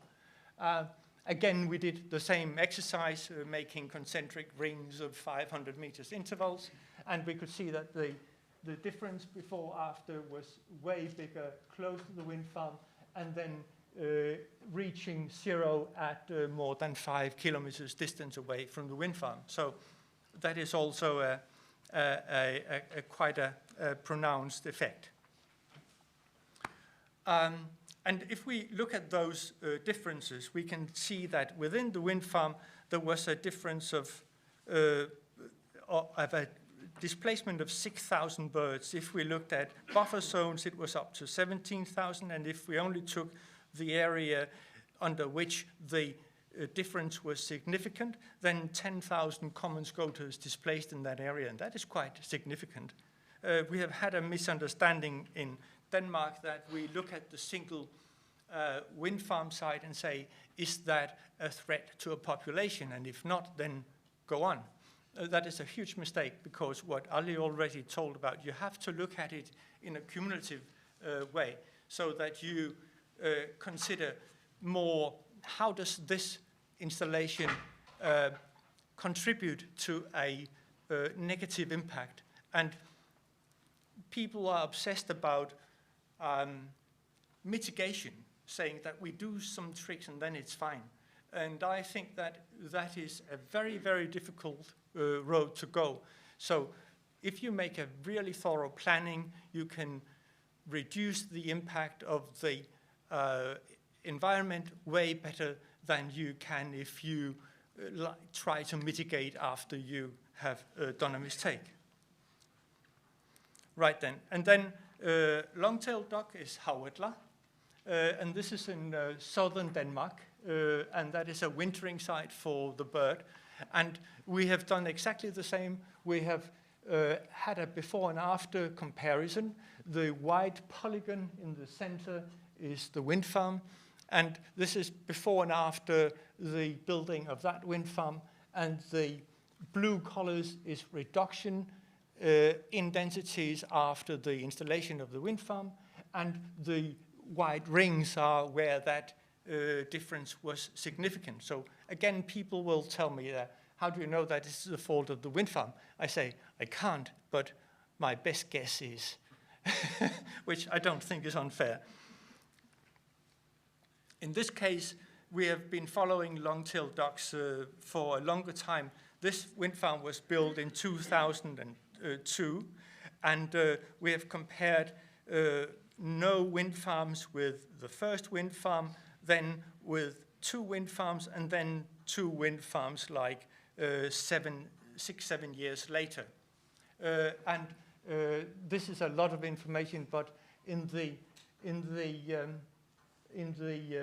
upper, I'm not good at this, left, the blue color is where the density of birds was less after the installation of the first wind farm, and then you compare the next step and the next step, and in the last picture here, there is a comparison between the no wind farms and both wind farms. And what we see here is that there is an impact after the many years in this lower picture here, but not as significant as it was in the first place. So we think that there is a kind of habituation coming in, that the birds are actually becoming familiar with the place. But not yet totally. I better hurry up, I think. In Germany, there are a number of examples of before and after comparison. This is from a place called Alpha Ventus in the German North Sea. And just to make it very fast, this is a comparison of the black columns is the wind farm, and the 4 others are surrounding areas. So for all these species, diver, lómur, súla, dvergmár, rita, kríar, or svartfugla, there is a significant impact of the wind farm, but then others gain from the wind farm. Here, svartbakkur or sílamár.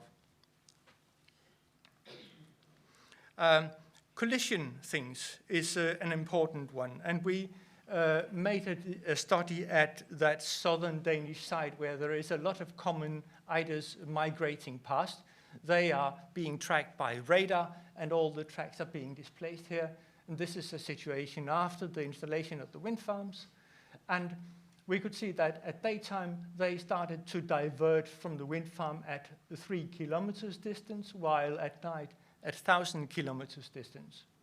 So when we look at that, there was almost 20,000 flocks passing that site, and of those, 25% had the direction towards the wind farm.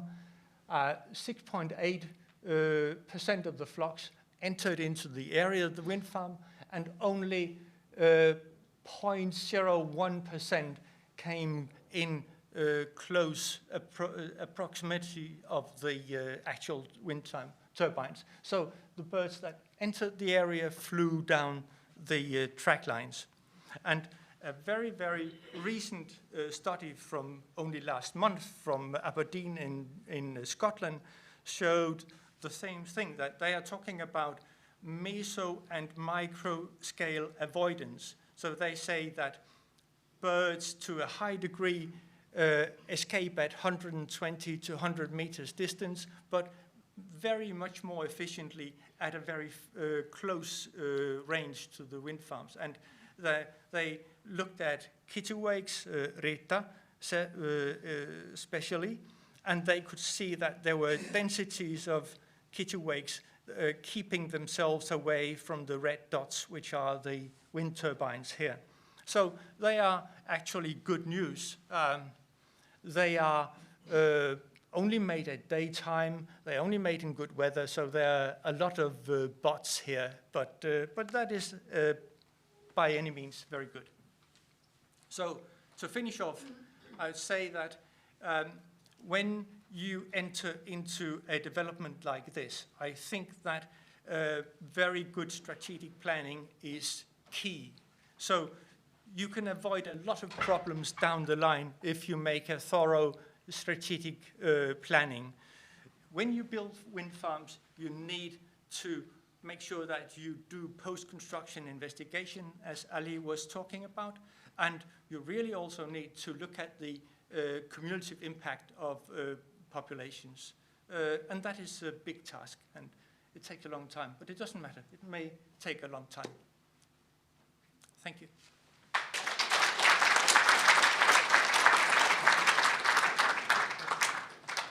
Thank you so much. I'm afraid the time has passed, so we won't have time for questions at this point. But this was a lot of information. Thank you very much. Næstur Egill Þórarinsson, sem sviðsstjóri á sviði umhverfismats á Skipulagsstofnun. Hann ætlar að fara yfir stöðu vindorku áforma með tilliti til umhverfismats þeirra, ásamt því að gera grein fyrir hinum ýmsu áhrifum sem vindorkuver geta haft á umhverfið. Gjörðu svo vel. Takk fyrir og sæl öll.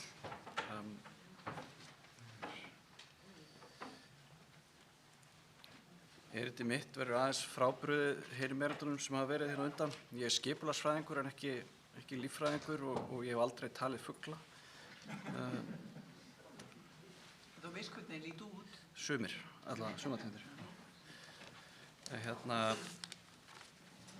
Já, og eins og Guðrún sagði þá ætla ég að fara yfir bara umhverfismat vindorkuvera og hvar þau eru stödd í ferlinu ásamt því að segja frá ýmsum áhrifum þeirra á umhverfið önnur en áhrif á fugla. En fyrst að þessu skemmtilega, það eru lögin og hvað umhverfismat er og hvernig það fer fram. En það er kveðið á umhverfismat tiltekinna framkvæmda í lögum umhverfismat framkvæmdaáætlana frá árinu 2021. Tilgangur umhverfismats er að upplýsa möguleg umhverfisáhrif, tryggja horft sér til umhverfisáhrifa við undirbúning framkvæmda og draga úr umhverfisáhrifum. Þá er umhverfismat ætlað að tryggja samráð og aðkomu almennings að ákvarðanatöku og undirbúningu framkvæmda. Ásamt því að stuðla að upplýstri ákvarðanatöku og í tengslu við framkvæmdir sem geta haft áhrif á umhverfið. En umhverfismat hefst með því að framkvæmdaraðili leggur fram matsáætlun, en framkvæmdaraðili, það er hann sem ber ábyrgð á framkvæmd umhverfismatsins. Matsáætlunin er eins konar verklýsing þar sem framkvæmdaraðilinn lýsir því hvernig hann ætlar að framkvæma umhverfismatið og þegar hann leggur matsáætlunina inn þá fer skipulagsstofnun yfir hana og leitar svo umsagna og athugasemda við matsáætlunina og almenningi gefst þá kostur á að koma sjónarmiðum sínum á framfæri. Skipulagsstofnun gefur svo út álit matsáætlunina og þar getur stofnunin sett fram frekari leiðbeiningar eða skilyrði varðandi framkvæmd og umfjöllunarefni umhverfismatsins. Að því loknu þá hefst hið eiginlega umhverfismat og framkvæmdaraðili fer og safnar upplýsingum grunnástand umhverfisins og metur áhrifin og setur svo niðurstöður sínar fram í umhverfismatsskýrslu sem hann leggur svo fram til skipulagsstofnunar. Aftur þá leitar skipulagsstofnun umsagna og athugasemda almennings og viðeigandi stofnana umhverfismatið og kynningin fer fram í 6 vikur. Og svo gefur skipulagsstofnun út álit matsáætlunina og í álitinu setur skipulagsstofnun fram niðurstöður sínar varðandi matið. Að þessu loknu getur framkvæmdaraðili sótt leyfi að því gefnu að framkvæmdin er í samræmi við skipulag.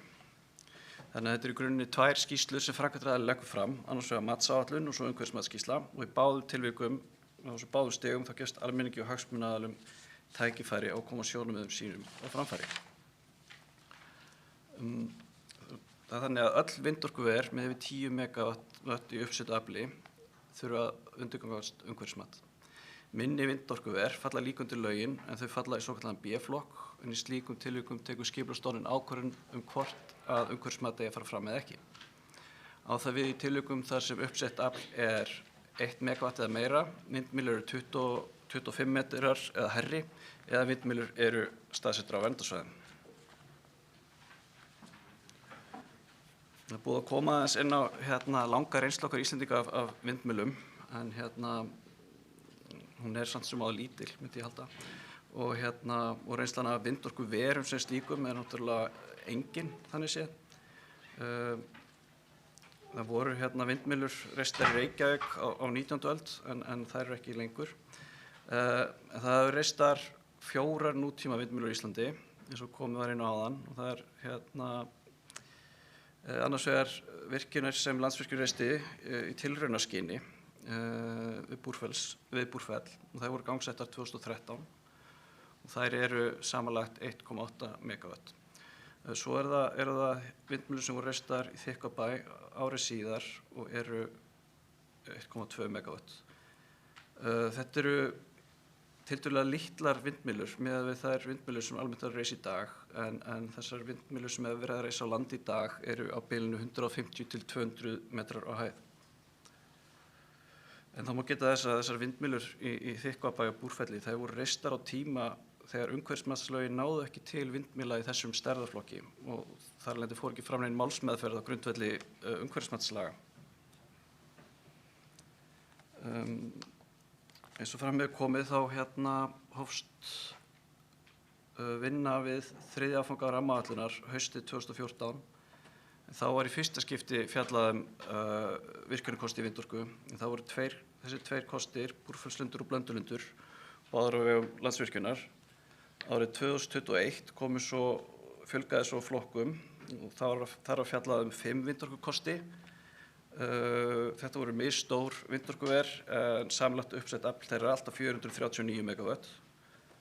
Fjöldi kosta til umfjöllunar segir samt ekki alla söguna áhuga á uppbyggingu vindorkuvera en verkefnastjórninni bárust alls 34 kostir með samanlagt uppsett afl yfir 3000 megawatt.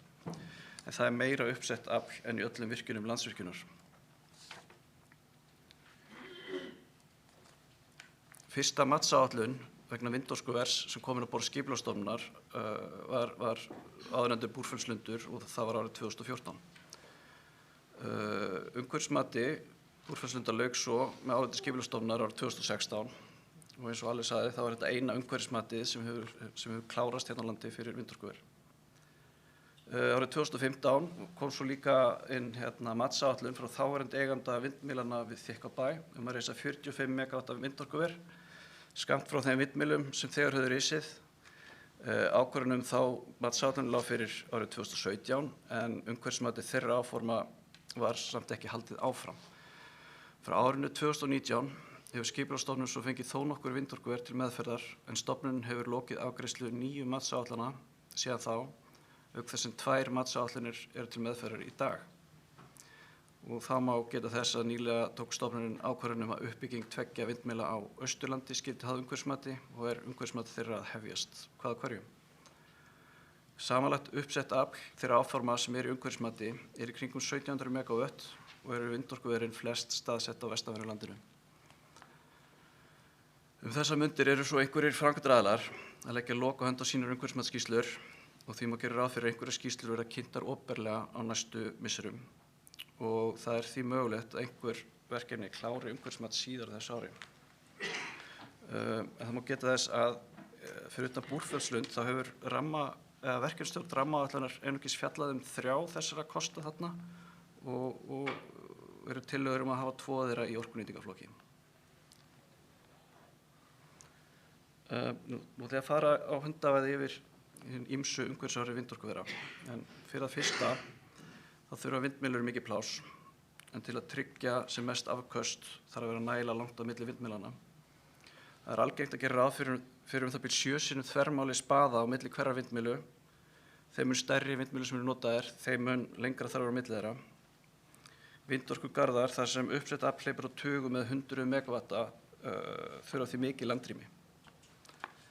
Ef við tökum Búrfellslund sem dæmi, þá gerir umhverfismat hans ráð fyrir 40 ferkílómetra svæði fyrir 200 megawatt vindmyllugarð sem gerir 20 hektara á hvert megawatt. Reyndar hafa áformin svo tekið breytingum á þá leið að það gert ráð fyrir 120 megawattum á 18 ferkílómetrum en það gerir þá 15 hektara á hvert megawatt. Í þessum verkefnum sem hafa svo verið til meðferðar núna síðustu árin þá hefur stærð garðanna verið breytileg. Enda eru áformin misstór en þá er einnig bara mjög misjafnt hversu þröngt framkvæmdaraðilar afmarka framkvæmdarsvæðið og það ekki öllum tilvikum sem þeir gera ráð fyrir að dreifa vindmyllunum jafnt og þétt yfir allt svæðið heldur bara svona á tilteknum svæðum innan vindorkugarðsins. Þá skiptir landhalli og aðrar náttúrulegar aðstæður auðvitað máli upp á hversu stórt svæði þarf til garða. En stærðin í þessum verkefnum sem hafa komið, þau eru allt frá því að vera 1 ferkílómetr upp í 40 ferkílómetra og svona það algengt að það sé eitthvað stærri kringum 30 ferkílómetra. En þessi rúm afmörkun hefur reyndar þann kost að þá meira mæli hægt að taka tillit til staðhátta innan svæðisins og færa til þá vindmyllur og vegi eftir atvikum. Og til þess að setja þessar stærðir í samhengi þá er Reykjavík vestan 11 í kringum 20 ferkílómetrar og Heimey 13 ferkílómetrar. Það má því segja að sumir af þessum görðum sem eru núna í umhverfismati eru á við 2 eða 3 Heimeyjar. Landslag, ásýnd og fuglar eru almennt vegamestu þættirnir í umhverfismati vindorkuvera og væntanlega þeir umhverfisþættir sem framkvæmdaraðili leggur hvað mestan kostnað og vinnu í að meta. Vindmyllur eru vissulega mjög há mannvirki og geta því verið mjög áberandi í landslagi og sést víða að, en einnig geta aðrar framkvæmdir í tengslu við vindmyllunar haft áhrif á landslag, til dæmis aðkomuvegir, þar sem það að fara upp hlíðar og svoleiðis, og svo náttúrulega raflínur, þó svo áhrifasvæði þessara framkvæmda minna en vindmyllunar sjálfra. Bæði tilviki fugla og ásýndar hefur Skipulagsstofnun lagt upp með að fylgt sé skoskum leiðbeiningum varðandi rannsóknaraðferðir og framsetningu umhverfismati, en þær eiga þó ekki að fullu við hér á Íslandi og því þurfum við svolítið að staðfæra aðferðirnar. Já, garðarnir ná yfir stórt svæði, beint rask verður þó einungis á litlum hluta, eitthvað í kringum 25% eins og allir kom inn á hérna áðan, en beint rask felst meðal annars í vegum, því að leggja kapla, kranaplönum og undirstöðum vindmylla. En það þarf að huga þó svo að þetta eiginlega beina rask sé lítið, eða hlutfallslega lítið, öll heldur, þá þurfa vegir og rafmagnsstrengir að liggja vítt og dreift svæðið og liggja hverri vindmyllu og raskinu þar að leiða dreift yfir stórt svæði. Þar að leiða getur verið talsvert inngrip að ræða ef vindorkugarður er reistur á óröskuðu svæði. Stórum heildum getur verið skipt upp í minni heildir. Breytingar getur orðið á vatnafari og afrennsli. Það getur þurft að þvera læki sem getur haft áhrif á vatnalífriki og svo framvegis. Áhrifin á jörðu niðri getur því náð yfir stærra svæði en bara það sem samsvarar beinu raski. Þessi áhrif eru auðvitað mjög háð aðstæðum á hverju stað fyrir sig. Geta stundum verið minnáttar, geta stundum verið mikil. Svo er einnig hægt að draga eitthvað úr þeim að því gefnu að það sé pláss innan svæðisins til þess að hnika til vegum og stöðum. Áður en að rekstur vindorkuvers hefst þarf að flytja vindmyllur og aðföng á framkvæmdasvæðið. En vindmyllur eru settar saman úr mjög stórum og þungum einingum og sem þurfa sérhæfða flutningabíla. Spaðar eru fluttir í heilu lagi og þeir eru gjarnan 70 metrar eða lengri á lengd. Svona sérhæfðir flutningar kalla ofta á ýmsar tímabundnar framkvæmdir á flutningsleið. Það getur þurft að breyta beygjum, fjarlæga ljósastöður og skilti, lækka kantsteina og annað slíkt. Svo náttúrulega því að þetta er svo þungt þá getur þurft að styrkja vegi allra næst framkvæmdasvæðinu.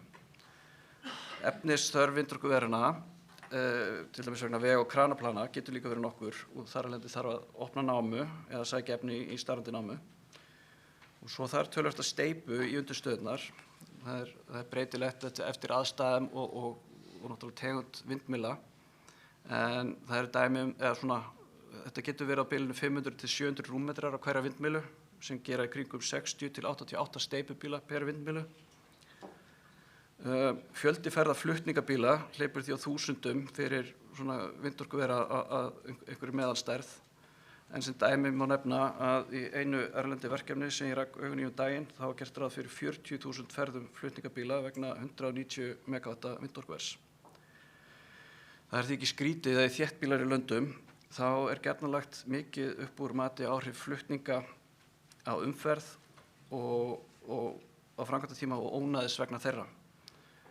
Þrátt fyrir náttúrulega strjálbýlið hér á Íslandi, almennt strjálbýli, þá geta þessi áhrif geta þetta verið áhrif hérna líka sem skipta máli.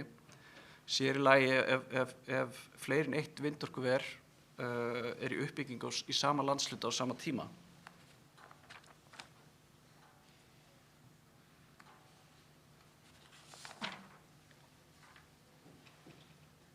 Vindmyllum fylgir hávaði, en hljóðið kemur mest vegna loftflæðis spaða en ekki vélbúnaðinum sjálfum. Það má almennt gera ráð fyrir að hljóðstig hækki með auknum vindi upp að vissu marki þar til hljóðið í vindinum fyrir að vera allsráðandi. Innan vindorkugarða heyrist svo vel í vindmyllunum og þær eru ráðandi hljóðgjafi innan svæðisins, en eðlilega dregur svo úr hljóði því lengra sem komið frá garðinum. Og almennt má miða við að hljóðstig sé komið innan viðmiðunarmörk fyrir kyrrlátssvæði í kringum 1,5 kílómetra í burtu frá vindmyllum. Lega lands í kring og gerð vindmyllu hafa það áhrif á hve langt hljóð berst. Svo er hérna skuggaflökt fyrirbæri sem á sér stað þegar sólin skín fyrir aftan vindmyllu og snúningur spaðana mynda skugga sem kemur og fer í takt við snúninginn. Þetta getur valdið fólki í nágrenni við vindorkuver óþægindum og áhrifin eru mest þegar sólin lagt á lofti og snúningur spaðanna hraður.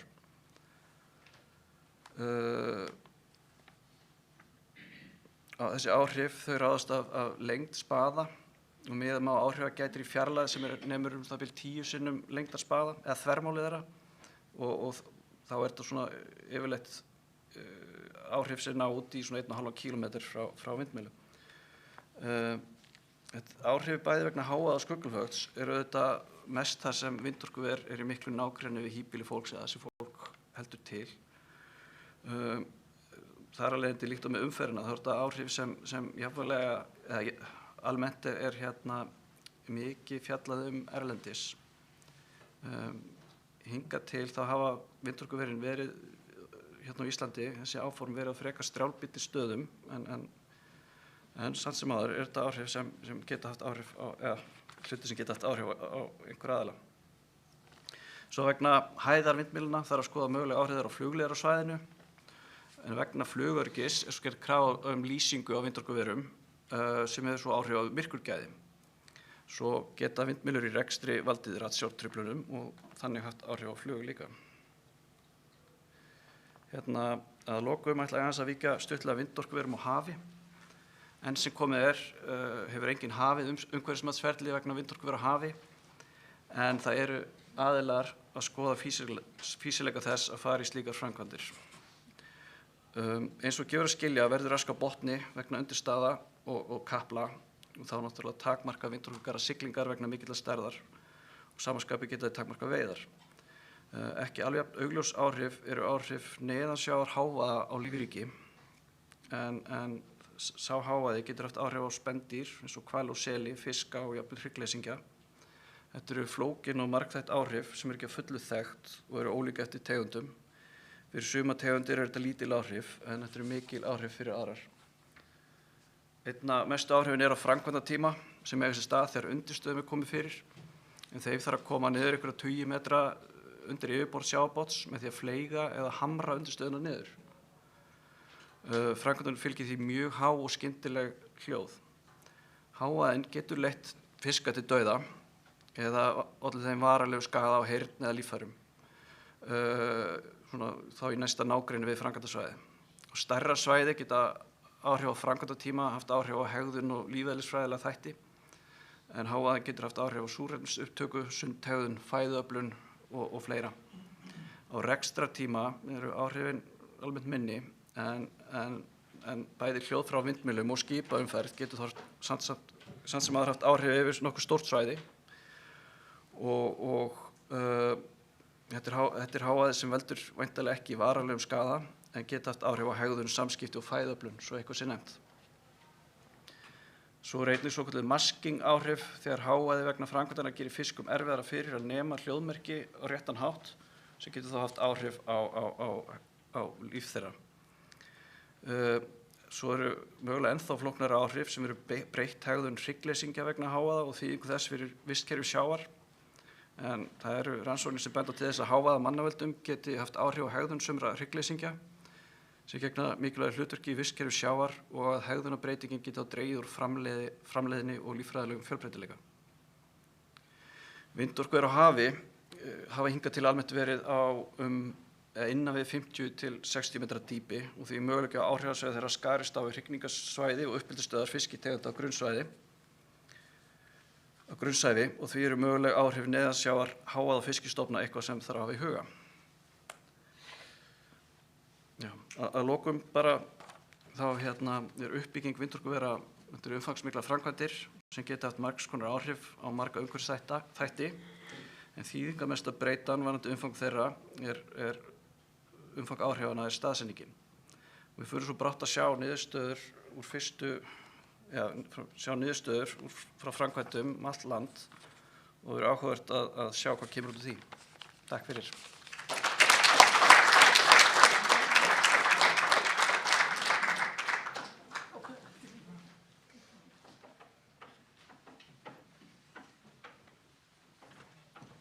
Kærar þakkir, Egill. Þetta var sannarlega Já, umhugsunarvert. Hefði nú verið gott ef að ráðherra hefði hlustað á þetta. Síðastur á mælindaskrá Skúli Skúlason og Skúli svo alþjóðlegur að hann sendi mér kynningu á ensku. Svoleiðis að ég ætla að segja ykkur, he's professor in the Department of Aquaculture and Fish Biology at Hólar University and the Icelandic Museum of Natural History. Skúli's work and research concern the ecology and evolution of biological diversity in Iceland.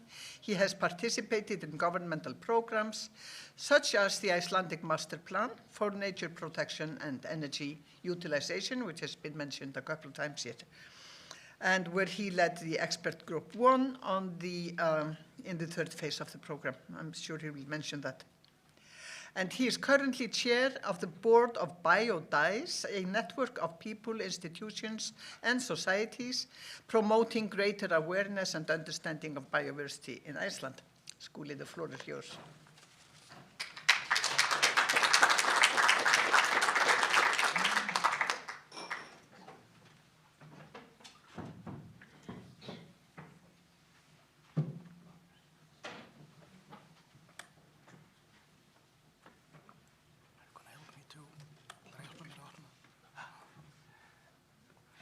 Já, fundarstjóri og góði gestir, takk fyrir kynninguna og þolinmæðina. Enskan var allt í lagi, en það sem kom þarna í lokin var það að ég leiddi faghóp 1 í 3. áfanga rammaáætlunar. Þannig að ég ætla að ljúka þess og þakka ykkur fyrir þolinmæðina að ég nokkuð beinu framhaldi af því sem að Einar var að gera hérna áðan og ræða svolítið mikið rammaáætlun sérstaklega og að sjálfsögðu fugla aðeins og hvernig þessi mál birtast fyrir mér. En sem sagt, ég ætla að byrja á því að bara það er eðlilegt í upphafi á svona erindi að hnykkja aðeins á því hvernig raforkuframleiðslan á Íslandi og notkun hennar lítur út. Ef við lítum á kökurritið til vinstri sem sýnir afl orkuvera 2021 og hvaðan orkan að koma, þá það langmest þessi blái litur frá vatnsorku, rauður liturinn frá jarðhita og síðan þarna sjáum við jarðefnaeldsneytið, þetta grænna, það kannski svolítið skrítið að hafa það grænt, en örlítið frá vindmyllum. Lítum síðan til hægri hvernig orkan notuð og það 77% til stórframkvæmda, stóriðju, 64% til álvera og aðrir stórnotendur eru náttúrulega járnblendiverksmiðjan og gagnaver, kísilverksmiðja og fleira, en einungis 17% eru í raun notuð til þess allra hinna hlutana, bara hvernig við lifum lífinu og landbúnaður og sjávarútvegur og öll þá fjölbreyttu iðnaður sem til á Íslandi fyrir utan það að notum 17% af þessari orku, enda sýna gögn það að við erum að nýta hvað mesta orku á mannsbarn á jörðinni, til dæmis 8 sinnum meira en meðaltal Evrópubúa hér á Íslandi. Þannig að það vantar enga orku hér, það alveg augljóst mál. Og ef við lítum á sögu orkuframkvæmda örstutt, þetta nær hér til 2014, þetta línuritt, en ég sýni þarna punktinn 2021 samanlagt, 3100 megavött eru þá framleidd á Íslandi, en takk eftir þessu stóra stökki þarna milli 2000 og 2006, þetta sjálfsögðu Kárahnjúkavirkjun og ástæðan fyrir ég kom hérna með þetta kannski sérstaklega að fram að henni og eiginlega alveg fram yfir hana, þá ríkti hér hálfgert villta vestur í þessum málum og það var eiginlega þarna sem að við tókum þessum höndum saman og gerðum þennan sáttmála sem að Ólafur Karl gerði hér að rammaáætlun var búin til í kjölfarið á þessu. Ólafur Karl gerði þetta og kallaði þetta þjóðarsáttmála, rammaáætlun, mér finnst það gott orð. Og síðan þá hefur hún ríkt meiri, skynsemi þessi mál.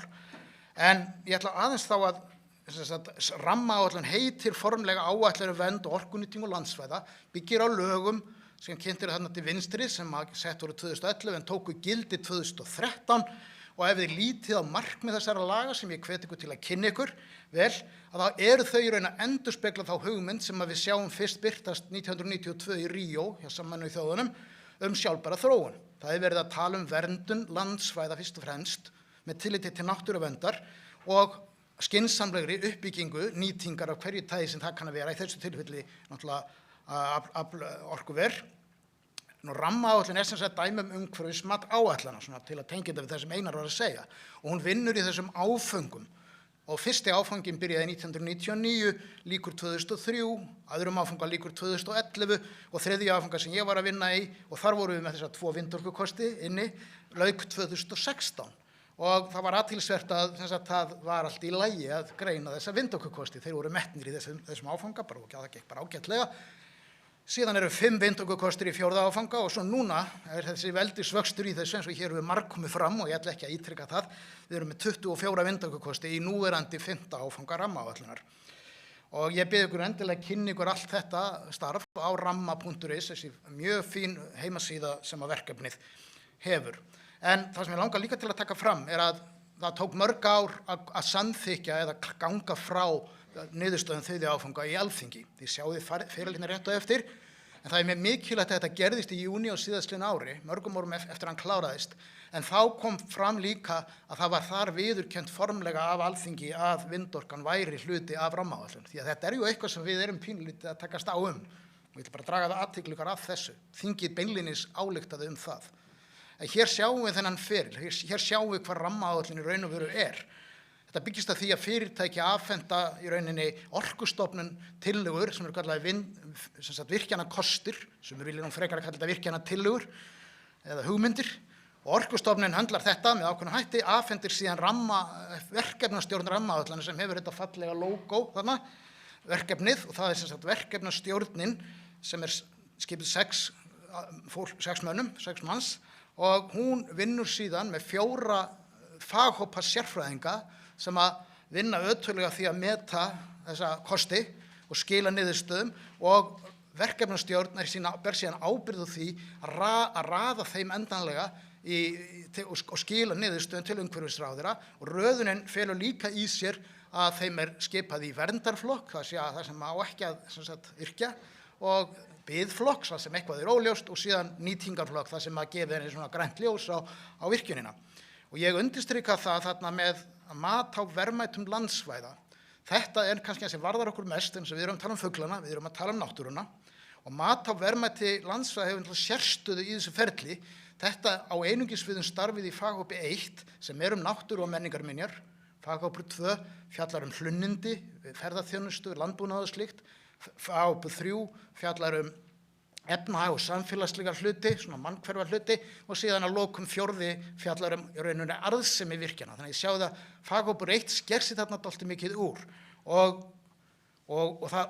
verndarflokkurinn algjörlega byggður á verðmætamati þessara landsvæða sem að faghópur 1 gerir, og svo metur faghópurinn líka þá áhrif þessara kosta og þannig komist að niðurstöðum. Þetta svona bara til að sýna ykkur hvernig þetta allt saman gerist. En þegar menn að tala rammaáætlun, þá í raun og að tala allt þetta ferli. Þó oftast sé náttúrulega vísa til þess sem verkefnastjórnin og faghóparnir að gera. Og ég vil líka undirstrika það að í faghópunum bestu sérfræðingar sem að völ á til að gera þetta. Ég vil bara benda ykkur á það. Og það undirstrikað vegna þessara ákvæða í náttúruverndarlögum. Ég ætla ekki að dvelja við þessa tilvitun hérna, en hér að ræða vinnubrögð sem byggja á vísindalegum grundvelli ákvarðanatöku. Og vísindalegur grundvöllur ákvarðanatöku gerur þetta kröfu þekkingu. Og það hefur komið fram að minnst einu sinni hér í dag að þekkingin á náttúru Íslands bara alls ekki nógu mikil að þessu stigi til að geta unnið þetta kannski alveg eins vel og við myndum helst kjósa.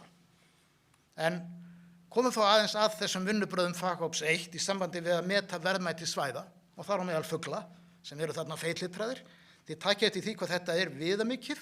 Það jarðfræði, það fjölbreytileiki jarðfræði, líffræði, menningarminja, vistgerða og ekki síst landslags og víðerna. Allt þetta atriði sem snert á einn eða annan hátt vindorkuver, eins og hér hefur komið fram. Og síðan við með þessi viðföng og síðan undir viðföng sem þarna aðeins tíunduð.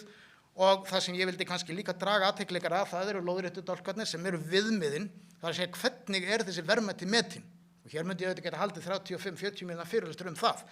En þetta sjáu þið að fyrstu 3 dálkarnir snúast í raun fjölbreytni, jarðfræðilega, líffræðilega og menningarlega fjölbreytni, sem jú þeir mælikvarðar sem nýtast best við að meta verðmæti á náttúrunnar. Og það ekki ástæða fyrir því að fjölbreytni skiptir svona miklu máli, en einnig tekið með alþjóðleg ábyrgð og ekki síst varðandi fuglana, upplýsingagildi og sjónrænt gildi. Og þá erum við kannski sérstaklega farin að tala í sjónrænu gildinu landslag og víðerni og þar skipta vindmyllurnar að sjálfsögðu gríðarlega miklu máli. Nú ég vil taka fram að þó að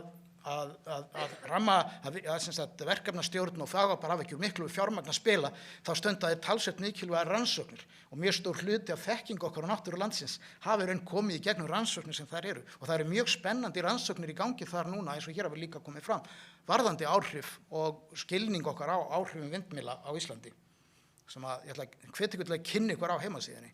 En þá komum við að þessu sem hefur nú verið kannski aðal svona umræðefni í dag er að vindorkukostum hefur fjölgað geysilega og þá mikil umræða og mikil deilur eins og við sjáum.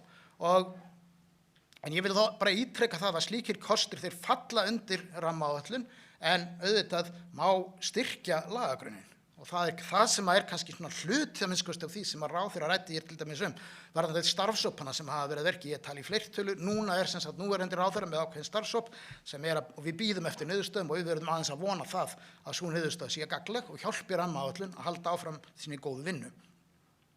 Nú þetta tengist náttúrulega líka eins og margt hefur komið fram þessari gríðarlegu umræðu loftslagsmál og orkuskipti og þar fróðlegt að lesa til dæmis það sem stendur í stjórnarsáttmála núverandi ríkisstjórnar. Og hér mikið tekist á. Krafan meiri orkuframleiðslu háar, meðan aðrar raddir sem heyrast kannski ekki eins mikið opinberlega, allavega ekki á þessum þingum hér sem Kristinn Haukur vitnaði til, viðskiptaþing og fleira og samorku, og það að það sé líka jafnvel hægt að spara. Og það eru reyndar til mjög áhugaverðar aðferðir sem við bent á til dæmis hjá Landvernd og sem fyrirtæki sem Norðurál hafa farið í mikla vinnu í að hugsa hvernig getum við sparað í orkunni. Því sjáum náttúrulega á þessum stóru prósentutölum sem ég sýndi ykkur upp að hvaða árangri það getur náð. Þannig að þetta svona ákveðin togstreita en hagsmunirnir og tímaskorturinn og hraðinn jú það sem að því miður ræðir svolítið ríkjum og vindorkan gjarnan talin geta leyst vandan og þarna ég bara með eins og Kristinn Haukur og nokkrar úrklippur svona til að minna á að þarna starfshópur ráðherrans ef þið getið lesið það sem að viðskiptaþing var að tilkynna þegar það auglýsti þingið sitt hérna daginn, þetta alltaf gerast bara síðustu 2-3 vikum vel að merkja, að þá bara tilkynna þessi algjör bara, við erum bara stöndum frammi fyrir algjörn hryllingi hér á landi af því að það bara að vera að tapa hér milljörðum króna vegna tapaðra möguleika í virkjunum og iðnaðartækifærum. Og ég vil taka fram að mörg af þessum iðnaðartækifærum í nútíma samfélagi þetta góð tækifæri. En sum af þeim kannski ekki svo góð. Svo þetta þarfnast einfaldlega bara mikla gagnrýnnar umræðu sem þarf að taka tíma og vinna skynsamlega og vanda sig. Ráðherrar tjá sig nýlega, þetta eru bara tilvitnanir úr síðustu dögum eins og þið sjáið. Fjármálaráðherra leggur áherslu að virkja við vindinn til að náist markmið í loftslagsmálum og við stöndum fram fyrir miklum umræðum það bara síðast í gær, mikil niðurstaða þar alþjóðleg. Umhverfisráðherra slær aðeins á stressi á fyrirtækjunum og segir á þingi samorku og segir biðja í guðanabænum að vinna nú aðeins nánar með stjórnvöldum og mér fannst nú svona orð þess kannski gefa til kynna ákveðna svona varkárni eins og hlustuðum á það hérna áðan að meira sé að ráðherranum ábýður þetta aðeins og síðan kemur þessi ályktun frá eða yfirlýsing frá Katrínu Jakobsdóttur eftir þing vinstri grænna núna helgina að vinstri græni vilja vindorkuna áfram undir rammaáætlun. Og af hverju þurfa að segja þetta? Og það vegna þess að það auðvitað sumir að halda í fram að það bara taka hana þarna út og þessar lagabreytingar sem hugsanlega eru framundan gætu verið ætlaðar til þess. Ég vil trúa því að svo sé ekki, vel að merkja. Og í þessu sambandi ætla ég svona þá að snúa mér að því að við þurfum að treysta og styrkja rammaáætlun. Það mín skoðun. Og það margra skoðun. Og tíminn flýgur, Skúli. Já. Og sérfræðingar sem koma að verkum hér í rammaáætlun eru þessu sammála að vindorkukostir falli vel að vinnubrögðum rammaáætlunar. Og ég ætla að draga athygli ykkur að þessari kynningu sem þarna á slóðinni sem að verkefnastjórn rammaáætlunar var bara núna með daginn og hérna mjög góð kynning sem sagt á störfum rammaáætlunar. En rammaáætlun dæmi heildræna leið til að meta verðmætti náttúru landsins sem grunn að áætlanagerð nýting og vernd. Þetta heildræn leið sem endurspeglar nútíma vinnubrögð og þessa nálgun mætti í rauninni nota fyrir margt fleira, eins og til dæmis áætlanagerð varðandi fiskeldi eða landbúnað, skógrækt og þannig að þetta mjög gagnleg aðferð, mjög gagnleg reynsla sem að koma hér af rammaáætlun.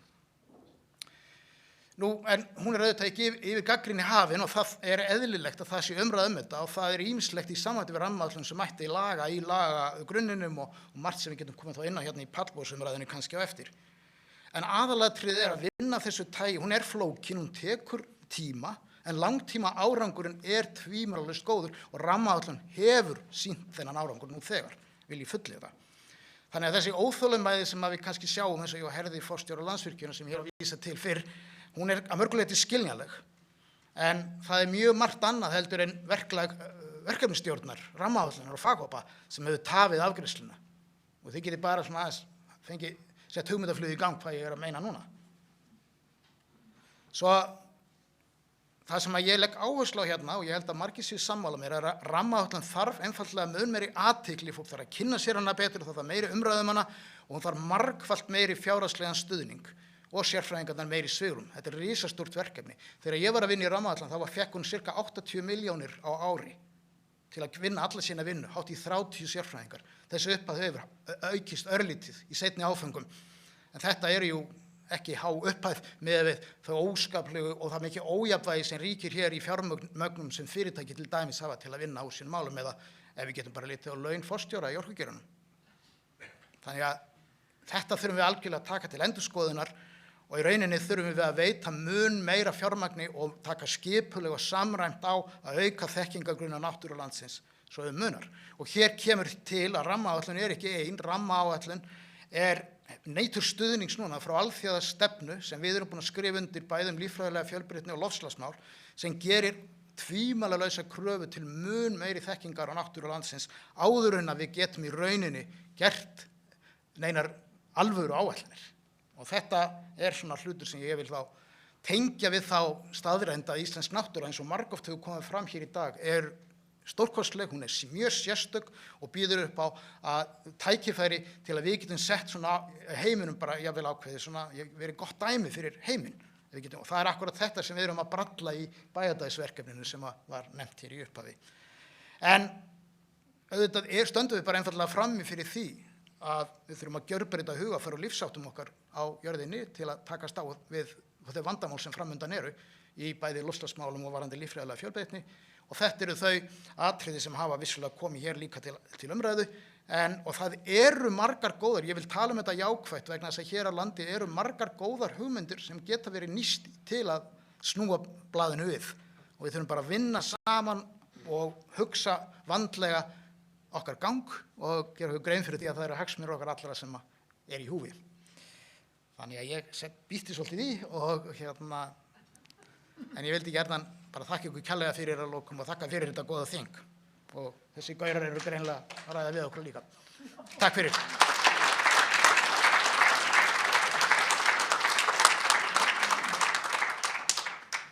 Kæra þakkir Skúli.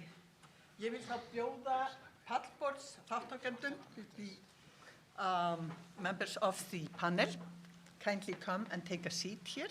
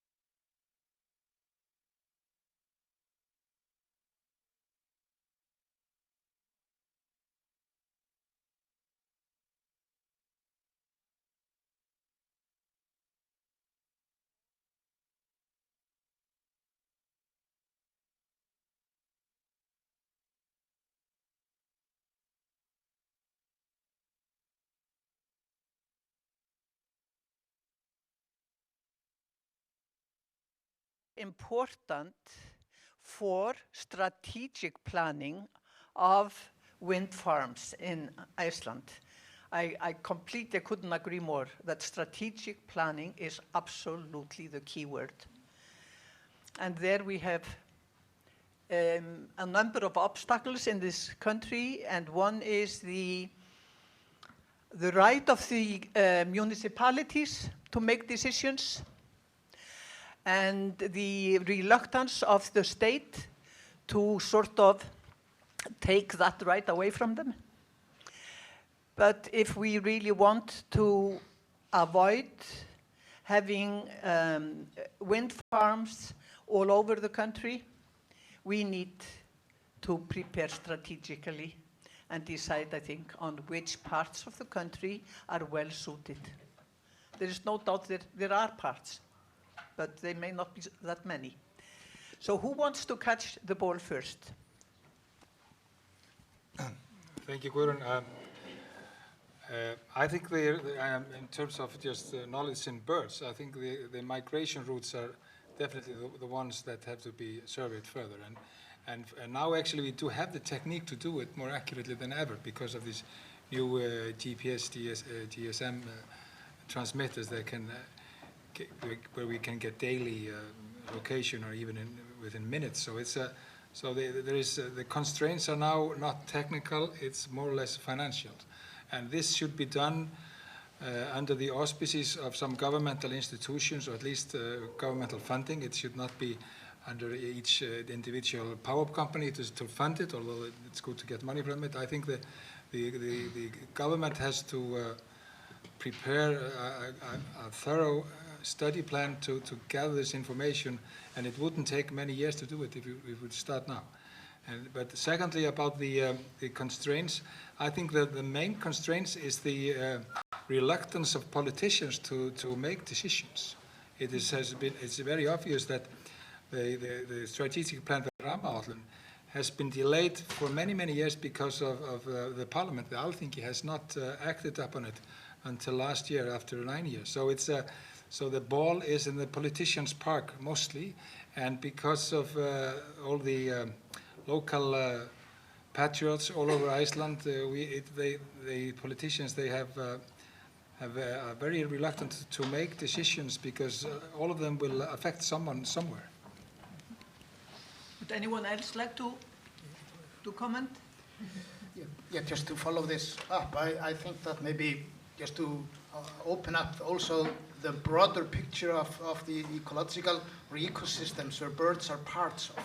It came up from reflecting from Aðalstein's presentations, for example, that in rammaáætlun in general, we need more time and abilities to put birds and other organisms into more of an ecosystem context, especially like, for example, in the pasturing birds, as was mentioned. But I also just wanted to connect with what Kristín just said about another thing, which is, of course, the experience. We are very commonly here in Iceland going very fast with things, like in aquaculture, for example. And we are not really waiting for the experience. We want to just rush into things quite a bit. And I think that the statements that have been made here about that we need to go slowly into the windmill area is definitely necessary. And yeah, I'm not going to delay this much more. I think Ib would like to. Yeah, it's there is a reluctancy to go into the strategic way of doing things, mainly because the governmental institutions think that all the cost will fall on them then.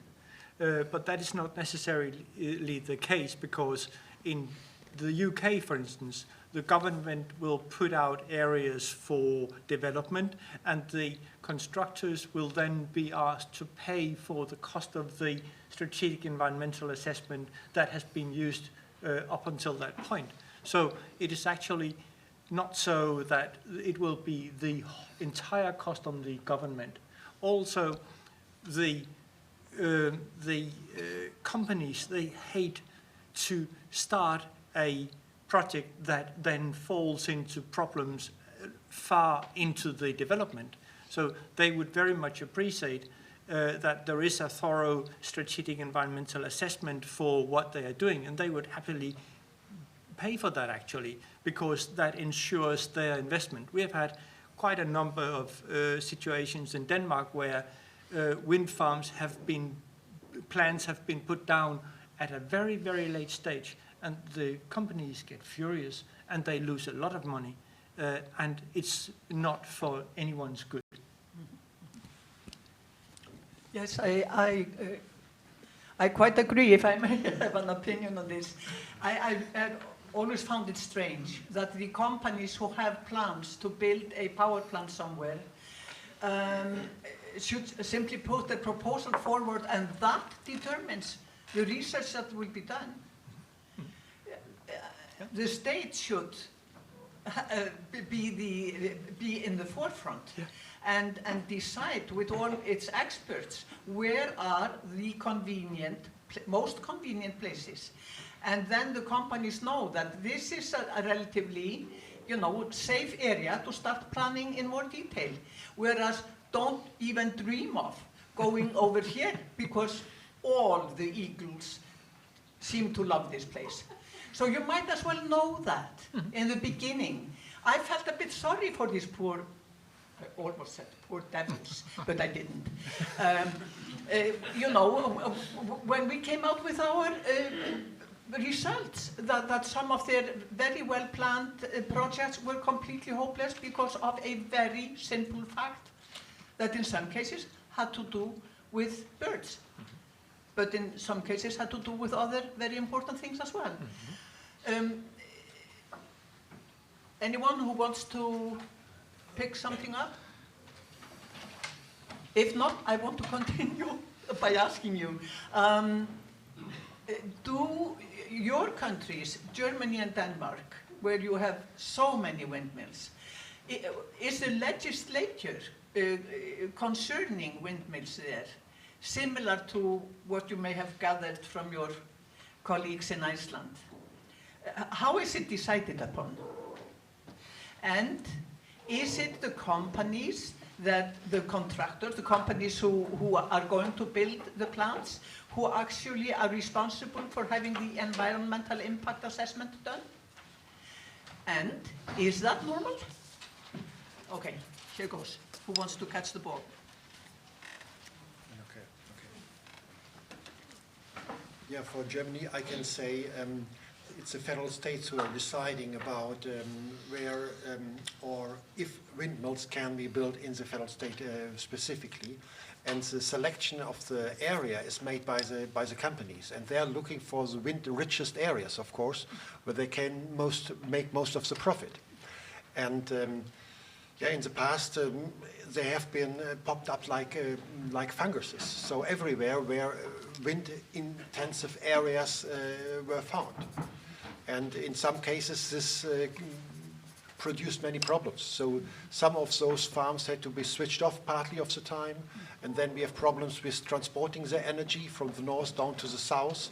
So you have to build up huge power lines to transport their energy, and this is lacking, or we are waiting to build this power lines, and for that some of the large wind farms are switched off in heavy winds, so because nobody can use this energy because of lack of this power lines. But I fully agree on that, what you all said. I mean, wise and strategic planning is so important, and for that you need to collect data. You have to have the data, because only data-driven decisions are really wise. And for that, it's so important to start as soon as possible, because there's so much money in this wind farm business that the wind farm companies in Germany are lobbying so hard on the politicians that it's really difficult for the nature conservationists to have a contra, to give contra, or to discuss. Yep. In the Danish system, we have two ways to open new projects. There is a scheduled scheme where the government will put forward areas for development, and then companies can bid on building a power plant there. And the way they win is the company that can provide a kilowatt hour for the lowest price. So that is the way it goes. And then there is a development for that area on beforehand, and that is actually big projects that are very difficult to run, and only the biggest companies can do that. Then they have a parallel path where everybody can come in and ask for a site for a development, and that is called the open door way. And that is way more problematic because that is very often small companies that don't want to get too far away from the coast, so they build on shallow water where there are a lot of birds, for instance, and also the disturbance from the appearance of the wind farm and a lot of things. So they like gain up a lot of problems, all these open door processes, and they are way worse in respect to development. And one more thing is that we talk about strategic environmental assessments, and we better get started. That is true, but I would like to emphasize that it is also important that we don't say that now we have 1.5 years and then that is over, because that's not the case. We need to build platforms on which we can add data as we go. So we get wiser all the time. We get more information. We can refine the knowledge, and we can qualify siting of new developments way better in that way. Thank you. Yeah, absolutely. Ali, I wonder, you've been working on environmental impact assessments concerning windmills. Is there, do you feel that you have the tools that you need to do so? Is there anything lacking to make that process more efficient or trustworthy? I think the main problem in the assessment process is usually the rush. The companies, they want answers now. Yesterday. Yeah, and so that's I think the worst part, because as we know, we that look at the nature, it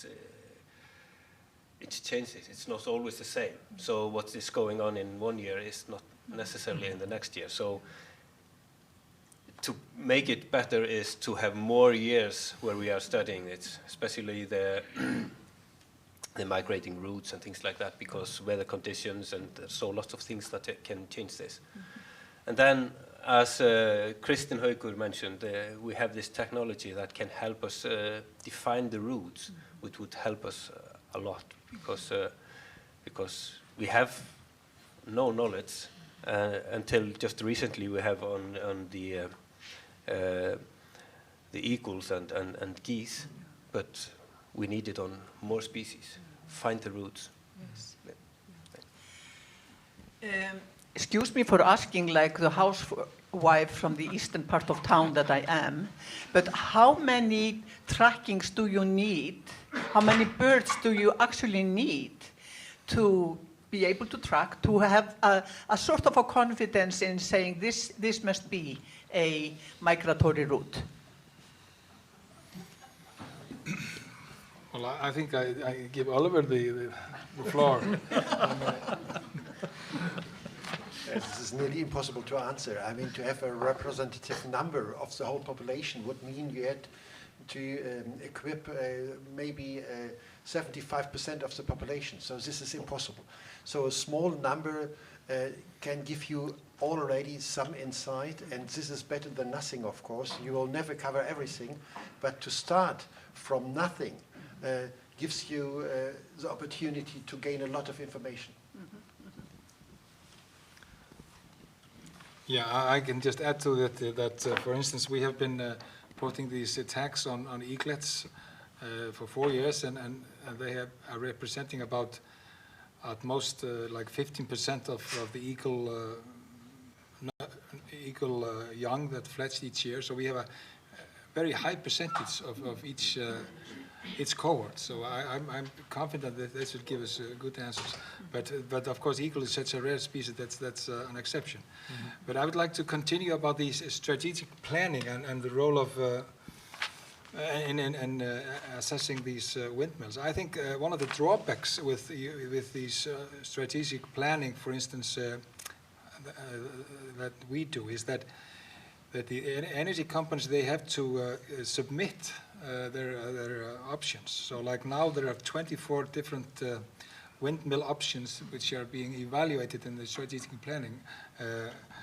But of course the possibilities for windmills are unlimited. You could probably evaluate thousands or millions or whatever. So I think we have to expand the strategic planning, not just looking at individual projects, individual sites, but also at the landscapes and nature in general. So I don't know actually how we would do it, but there has to be some way of expanding this evaluation. Yeah, I totally agree with you. We're not talking, in strategic planning, we're talking about big plans, big areas where people can then, as you said, can bid or however they do it. Sigurður Snorrason, do you want to?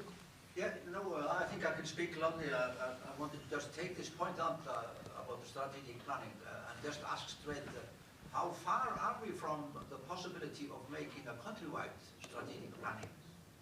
Because that's really what I take from this, that people are looking at the different places of the country, and people are looking at birds and many, many other things. What kind of effort in terms of research and then people that have to do the actual job of making an order of the best place for a windmill of that windmill garden of that size and that size? How far are we from that? Because that seems to be that's where we would really like to be. Right. Skúli? Yeah, I couldn't agree more, and I think this is actually reflecting what both Guðrún and Kristin were saying, that the problem with maybe rammaáætlun, and if I was asked what is the main problem, is exactly what Guðrún emphasized, that it is this, that the companies, they propose the plans, and then it goes into the evaluation. But what we need to maybe push back, like you're saying, and simply do evaluation of areas, regardless of what plans there may be, before the plans are put forth, so that we have a more holistic approach and understanding of the value of areas. And this, of course, then, and I was trying to say this in my presentation, it can be used for other use of nature, like tourism, culture, aquaculture, and farming, and various other utilization processes. Because when you're evaluating the value of nature in this sense, it really is useful for many different kinds of things, wind farms, other kinds of power plants, and other activities of humans. So this is my response to you. But how far are we from doing this? Well, maybe being able to do it, really. We are perfectly able to do this if we pull our resources together. Absolutely. And I'm looking forward to that moment when that happens. And maybe the starfshópur of the minister is going to propose this, hopefully. Well, our time is up, but I want to ask if there is anyone in here who knows what is the legal status of that starfshópur, that group of the minister that he spoke about, that is proposing how to deal with wind farms in Iceland.